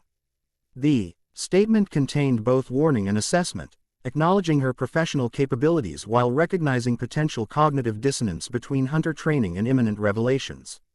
Hae-In responded with characteristic precision. "I evaluate evidence based on observational validity rather than institutional preference," she assured him. "Tactical effectiveness requires accurate threat assessment regardless of classification system limitations." Something in her response earned genuine approval rather than diplomatic acknowledgement. For a moment, beneath controlled operational focus, Hae-In glimpsed something unexpectedly human in his ancient eyes, recognition of shared perspective despite their profoundly different existences. "Then we understand each other," he concluded simply. They departed through separate exits, proceeding toward Victoria Palace through different approach vectors to maintain operational security. As Hae-In navigated the final approach to her designated entry point, her enhanced senses detected subtle dimensional currents surrounding the palace, protective magics far older and more sophisticated than modern hunter security systems. Whatever awaited, within transcended standard association classification parameters. Yet her fundamental purpose remained unchanged despite operational complexity, protecting humanity from supernatural threats regardless of their historical categorization or institutional recognition. With professional resolve, she proceeded toward registration protocols that would grant access to auction proceedings beyond hunter jurisdictional authority, and potentially to truths about supernatural history that her association either didn't know or deliberately concealed from its own operatives. Victoria Palace's grand auction hall embodied supernatural opulence beyond human architectural conventions. Impossible geometries created spaces larger within than physical dimensions should allow, while gravity itself seemed optional in certain sections where participants from various dimensional origins required specialized environmental accommodation. Illumination came from sources that emitted conceptual light rather than photonic radiation, casting no shadows despite providing perfect visibility. The assembled participants represented supernatural diversity beyond anything documented in official hunter classification systems. Traditional vampire nobility maintained dignified separation from lycanthrope clan representatives. Elemental manifestations conversed with dimensional travelers whose physical forms shifted constantly to maintain stability in Earth's reality. Ancient spirits whose existence predated human civilization observed proceedings with detached curiosity, their manifestations barely substantial enough for conventional perception. Hae-In navigated this extraordinary gathering with professional composure, her hunter credentials generating respectful acknowledgement despite evident wariness from certain supernatural factions. The binding magic Alexis had described functioned precisely as predicted, her truthful registration as sole association representative accepted without complication, granting access while establishing behavioral parameters preventing unauthorized intervention during formal proceedings. She located Alexis across the chamber, the Russian operative conversing with entities whose auras suggested mixed Phi ancestry, her diplomatic approach generating information exchange beyond what conventional surveillance could achieve. Himiko remained undetectable despite Hae-In's enhanced perception, presumably maintaining covert observation from positions beyond ordinary detection parameters. Naruto had yet to appear, though Hae-In suspected his entrance would be made for specific operational effect rather than conventional participation. Their coordinated approach maintained separate positioning to maximize observational coverage while presenting minimal unified target profile for Einsblutt's operators. Hunter Cha, a cultured voice greeted in formal Korean. Your presence honors our humble gathering. The Seoul Association rarely participates in private auction proceedings. Elizabeth Rothman approached with aristocratic confidence, her appearance transformed for formal proceedings. Gone was the corporate executive persona from their morning encounter, replaced by vampire nobility regalia that no longer attempted to conceal her supernatural nature. Ancient symbols adorned her formal attire, identifying bloodline connections and hierarchical position within vampire social structures predating modern political boundaries. Advisory capacity only, Hae-In clarified with professional precision. Following this morning's regulatory determination, regarding historical exclusion parameters, of course, Rothman acknowledged with predatory politeness. Maintaining appropriate jurisdictional boundaries benefits all participants in these delicate proceedings. The conversation contained layers beyond its superficial diplomatic exchange, establishing position while conducting mutual assessment through supernatural perception. Hae-In's enhanced senses detected Rothman's careful analysis of her capabilities, the vampire clearly cataloging potential threats and countermeasures should confrontation occur. Lord Einsblutt sends personal regards, Rothman continued. The statement containing deliberate provocation beneath courteous presentation. Your companion from this morning's regulatory discussion particularly interested him. Historical anomalies always attract scholarly attention from those with sufficient perspective to appreciate their significance. The transparent attempt to confirm Naruto's participation while establishing awareness of their operational connection warranted neither confirmation nor denial. Hae-In responded with diplomatic neutrality that revealed nothing while maintaining conversational protocol. The Honorable G-Kong Association appreciates multinational cooperation ensuring proper artifact classification, she replied, referencing their morning encounter without addressing Rothman's implicit question about Naruto. Regulatory precision prevents jurisdictional misunderstanding during private transactions. Before this careful verbal sparring could continue, a subtle shift in atmospheric pressure signal. Imminent commencement of formal proceedings. Palace officials, entities whose supernatural classification defied standard hunter parameters despite humanoid appearance, moved with synchronized precision to arrange participants according to ancient protocols predating modern auction methodologies. Rothman offered parting acknowledgement before returning to her assigned position among vampire nobility representatives. Hae-In proceeded toward the observer section designated for regulatory representatives, her tactical awareness tracking Rothman's movements while maintaining comprehensive environmental assessment. The auction proceedings began with ceremonial formality that transcended mere commercial transaction. Ancient binding magics activated throughout the chamber, establishing parameters that would enforce contractual obligations beyond conventional legal frameworks. Participants acknowledged these supernatural constraints through ritualized acceptance gestures specific to their respective origins. vampire nobility offering blood droplets, elemental manifestations contributing essence fragments, dimensional travelers anchoring temporal signatures. Hae-In observed these procedures NGS with professional fascination despite maintaining tactical awareness. Hunter training classified supernatural commerce through regulatory frameworks developed after the First Awakening, yet these protocols clearly operated according to principles established centuries before modern hunter organizations existed. The ceremonial preparations concluded with the auction master's formal introduction of available artifacts. Lesser items proceeded first. Ancient scrolls containing forgotten magical methodologies, dimensional crystals harvested from collapsed realities, alchemical components from extinct species. Each transaction followed precise protocols ensuring legitimate transfer between participants whose supernatural natures often existed in fundamental opposition outside neutral ground. Throughout these preliminary proceedings, Hae-In maintained discreet surveillance of vampire nobility representatives. Rothman coordinated subtle communications with associates positioned throughout the chamber, operational preparation disguised as social interaction. Their tactical positioning suggested comprehensive approach to acquisition regardless of auction outcome, with extraction teams Ely awaiting execution orders from within and without the palace grounds. The Black Moon fragment appeared precisely at midnight, presented with ceremonial reverence befitting its significance beyond ordinary supernatural artifacts.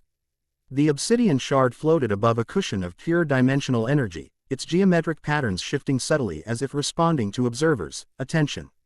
Even through protective containment, Hae-In's enhanced senses detected harmonics similar to gate energy but fundamentally different in oscillation pattern, more stable, more purposeful, somehow more fundamental to reality's underlying structure. Our principal artifact, the auction master announced in language that somehow translated simultaneously for all participants regardless of origin. Fragment of the obsidian seal, predating current dimensional configuration, recovered from dimensional pocket collapse in Singapore Nexus, 1842. Bidding begins at 1 million universal credits or equivalent supernatural value exchange. The announcement triggered immediate shift in atmospheric tension as participants assessed the artifact against their respective acquisition parameters. Vampire nobility representatives straightened with evident interest, while dimensional travelers manifested additional sensory appendages for closer examination. Even entities that had appeared disengaged during earlier proceedings now focused complete attention on the fragment. Bidding proceeded with supernatural efficiency, value declarations and counter-offers exchanged through methodologies transcending verbal communication. Vampire nobility established early dominance through coordinated bidding strategy clearly directed by Rothman according to predetermined authorization parameters. Dimensional travelers provided principal competition. Their consortium approach distributing resource commitment across multiple entities with shared acquisition interest. Hae-In maintained observer positioning while tracking these proceedings with professional assessment. Her enhanced senses detected subtle dimensional fluctuations throughout the chamber, participants utilizing various supernatural capabilities to analyze the fragment's properties beyond visible characteristics. The artifact itself seemed to respond differently to different observers, its geometric patterns shifting in response to specific perceptual approaches. As bidding approached critical threshold, a new presence entered the auction hall with timing suggesting deliberate dramatic effect. Conversations ceased mid-exchange as participants register. The newcomer with reactions ranging from respectful acknowledgement to evident alarm. Lord Ainsblood manifested with aristocratic precision, his appearance simultaneously ancient and timeless. Unlike modern vampires with their careful mimicry of human characteristics, he made no attempt to disguise supernatural nature. Pale features possessed marble perfection suggesting sculptural ideal rather than biological development. While eyes containing centuries of calculated predation surveyed proceedings with evident ownership expectation. His aura registered on Hae-In's enhanced senses as something requiring immediate tactical reassessment. Unlike Rothman's carefully controlled vampire signature, Ainsblood's supernatural presence expanded throughout the chamber like atmospheric pressure, ancient power deliberately projected to establish dominance parameters without requiring physical demonstration. The auction master acknowledged this dramatic arrival with formal protocol transcending ordinary courtesy. Lord Ainsblood honors our proceedings with personal attendance. The Northern Covenant receives traditional recognition according to ancient accords. Ainsblood acknowledged this ceremony. Al welcomed with aristocratic confidence before proceeding directly toward the artifact display. Other participants created respectful distance without obvious retreat, their supernatural instincts recognizing power hierarchies beyond formal positioning. The fragment recognizes compatible essence, he observed, voice-carrying harmonics that bypassed conventional auditory processing to resonate directly in listeners' perception.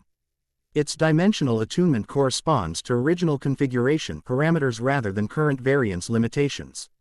The technical assessment demonstrated sophisticated understanding beyond modern hunter classification systems regarding dimensional mechanics. Hae-In cataloged this information against developing theoretical framework, evidence supporting Naruto's claims regarding the fragment's significance beyond association historical understanding. As Ainsblood completed his assessment, his attention shifted suddenly toward Hae-In's position with predatory focus suggesting enhanced perception beyond vampire standard capabilities. Soul sends its most talented sensory specialist as observer, he noted with aristocratic amusement. How fascinating that hunter organizations suddenly develop scholarly interest in artifacts predating their institutional memory.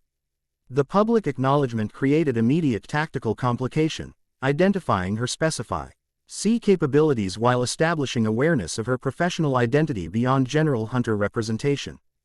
Before appropriate response became necessary, another presence manifested within the Chom beer with timing suggesting deliberate counterpoint to Ainsblood's dramatic entrance. Naruto appeared without conventional arrival sequence, neither entering through physical access points nor utilizing recognizable manifestation techniques. One moment the space contained nothing, the next he occupied position with casual confidence suggesting fundamental belonging rather than visitor status. His faux RMAL attire now incorporated elements revealing his complex nature rather than concealing it, shadows moving through fabric patterns with subtle vitality, crimson accents catching illumination with blood-like luminescence. The reaction among supernatural participants proved most revealing. Ancient entities straightened with evident recognition beyond individual identification, perceiving category of being rather than specific identity. Vampire nobility representatives including Rothman displayed momentary predatory tension followed by confusion, their supernatural instincts registering contrary information about what stood before them. Ainsblood himself displayed reaction most significant for its controlled minimalism, brief widening of eyes suggesting genuine surprise before aristocratic composure reasserted dominance. His aura briefly fluctuated with harmonic patterns indicating reassessment against historical parameters previously considered immutable. Impossible, he stated with aristocratic precision disguising evident cognitive recalibration. The ancient houses were purged entirely. No bloodline survived the conclave's judgment. Naruto's smile contained predatory ament without malice. Acknowledgement of tactical advantage gained through historical contradiction rather than triumph over adversary. Historical certainty often reflects limited perspective rather than factual accuracy, he replied. Voice carrying harmonics similar to Ainsblood's otherworldly resonance but layered with additional frequencies beyond vampire standard parameters. The conclave's judgment proved comprehensive but not absolute. The exchange contained layers beyond literal meaning, establishing supernatural positioning through historical references predating modern classification systems. Hae-In observed this interaction with professional assessment, cataloging references against developing understanding of supernatural history beyond association documentation. Ainsblood recovered quickly from momentary disconcertment, aristocratic confidence reasserting control with centuries of practiced precision. The auction proceedings promise exceptional entertainment beyond mere commercial transaction. Historical anomalies provide such fascinating context for artifact acquisition. The auction master, clearly recognizing potentially volatile interaction between ancient powers, intervened with diplomatic precision cultivated through centuries of supernatural mediation. Distinguished participants honor Victoria Palace with their presence, he acknowledged, redirecting attention toward formal proceedings. The bidding continues for fragment of the Obsidian Seal with current valuation at 15 million universal credits offered by Northern Covenant representatives. This procedural redirection effectively paused potential confrontation without diminishing its underlying significance. Naruto moved with casual confidence toward observer positioning opposite vampire nobility representatives. His supernatural presence carefully modulated to establish positional parity without direct challenge to auction neutrality protocols. Bidding resumed with increased intensity following this dramatic interaction. Vampire nobility representatives coordinated strategy through subtle communications directed by Ainsblood himself rather than Rothman's previous intermediary approach. Dimensional travelers maintained competitive participation despite evident reassessment of acquisition parameters against newly recognized opposition presence. Throughout these proceedings, Hae-In maintained discrete observation while processing implications beyond immediate tactical considerations. The interaction between Naruto and Ainsblood had revealed historical connections transcending Odin Hunter classification systems, suggesting supernatural hierarchies predating First Awakening phenomena by centuries if not millennia. The auction reached critical threshold as bidding narrowed to principal competitors. Ainsblood's Vampire Consortium versus a coalition of dimensional travelers whose collective resources matched even ancient nobility reserves. Formal offers transcended mere FINA. NCIAL valuation to include supernatural considerations beyond conventional economic parameters, territorial concessions in pocket dimensions, access rights to ancestral feeding grounds, non-aggression pacts with specific bloodlines. As final bidding phase commenced, Naruto entered direct competition with unexpected approach, offering neither financial consideration nor supernatural territorial concessions but something that created immediate procedural complication. 3 fragments already secured, he stated simply. Bidding reunification priority according to ancient Victoria Palace protocols regarding fragmented artifacts of dimensional significance. The declaration generated immediate procedural disruption as auction officials consulted protocols predating modern auction methodology. Ainsblood's expression revealed calculated assessment rather than surprise, suggesting prior awareness of Naruto's collection activities despite operational security measures. Reunification priority. Y requires documented demonstration of secured fragments, the auction master finally determined. Ancient scrolls containing procedural guidelines manifesting through dimensional access beyond conventional storage methods. Victoria Palace protocols establish verification parameters transcending participant declaration.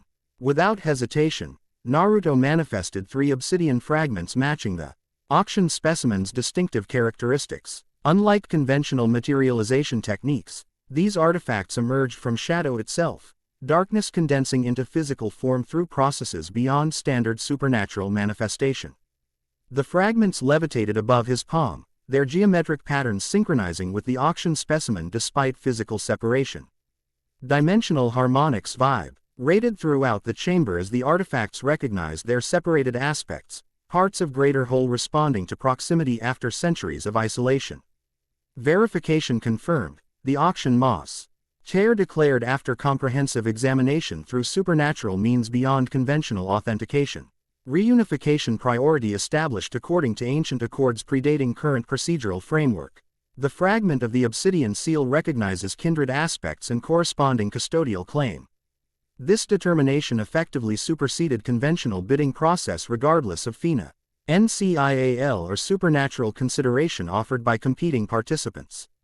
Ainsblood's expression revealed neither surprise nor disappointment, only calculated reassessment suggesting operational contingencies prepared for precisely this outcome. The Northern Covenant acknowledges reunification priority with appropriate respect for ancient protocols, he stated with aristocratic courtesy perfectly King whatever strategic recalibration occurred behind his perfect features. Historical artifacts ultimately find their appropriate custodians through processes transcending individual acquisition efforts.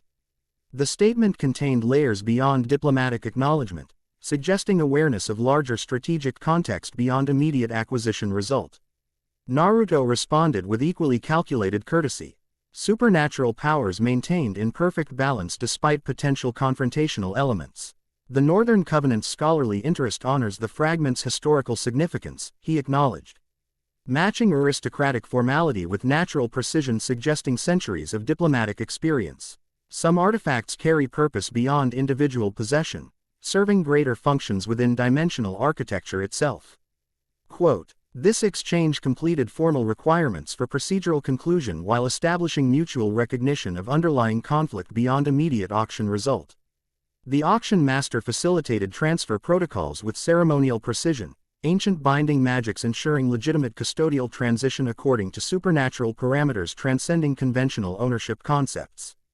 As formal proceedings concluded, participants dispersed with practiced efficiency, supernatural entities returning to positions within larger political ecosystems beyond human awareness. Hae-In maintained observational positioning while tracking potential tactical developments following this significant acquisition outcome. Ain's blood departed with aristocratic confide. NCE suggesting operational continuation rather than strategic conclusion. Rothman coordinated vampire nobility representatives with subtle efficiency indicating contingency implementation rather than mission abortion. Their tactical positioning maintained operational readiness despite auction outcome, suggesting alternative acquisition approaches already in preparatory phases. Naruto secured the fragment with methodologies beyond conventional protection parameters, the artifact seeming to vanish into shadow itself rather than physical containment. He approached Hae-In's position with casual confidence that nonetheless maintained tactical awareness of potential opposition movements throughout the chamber. The fragment is secure, he confirmed without unnecessary elaboration. But Ain's blood's operational approach has merely shifted rather than concluded. His personal involvement confirms significance beyond standard collection motivation. Hae-In processed this assessment against her professional understanding of adversary psychology. His reaction to your appearance suggested recognition beyond individual identification, perceiving categorical impossibility rather than specific identity. The ancient houses were supposedly eliminated entirely during the purge, Naruto explained with minimal historical exposition. My existence contradicts established vampire historical certainty regarding their comprehensive eradication. Before this conversation could develop further, Alexis joined them with operational urgency disguised beneath social interaction visibly appropriate for conclusion of formal proceedings. Ain's blood's secondary teams are mobilizing throughout Hong Kong, she reported in Russian dialect obscure enough to prevent casual eavesdropping. Extraction APROA, transitioning from acquisition to interception parameters. They're establishing coverage across all departure vectors from Victoria Peak. Naruto processed this intelligence with tactical precision. Expected adaptation following auction outcome.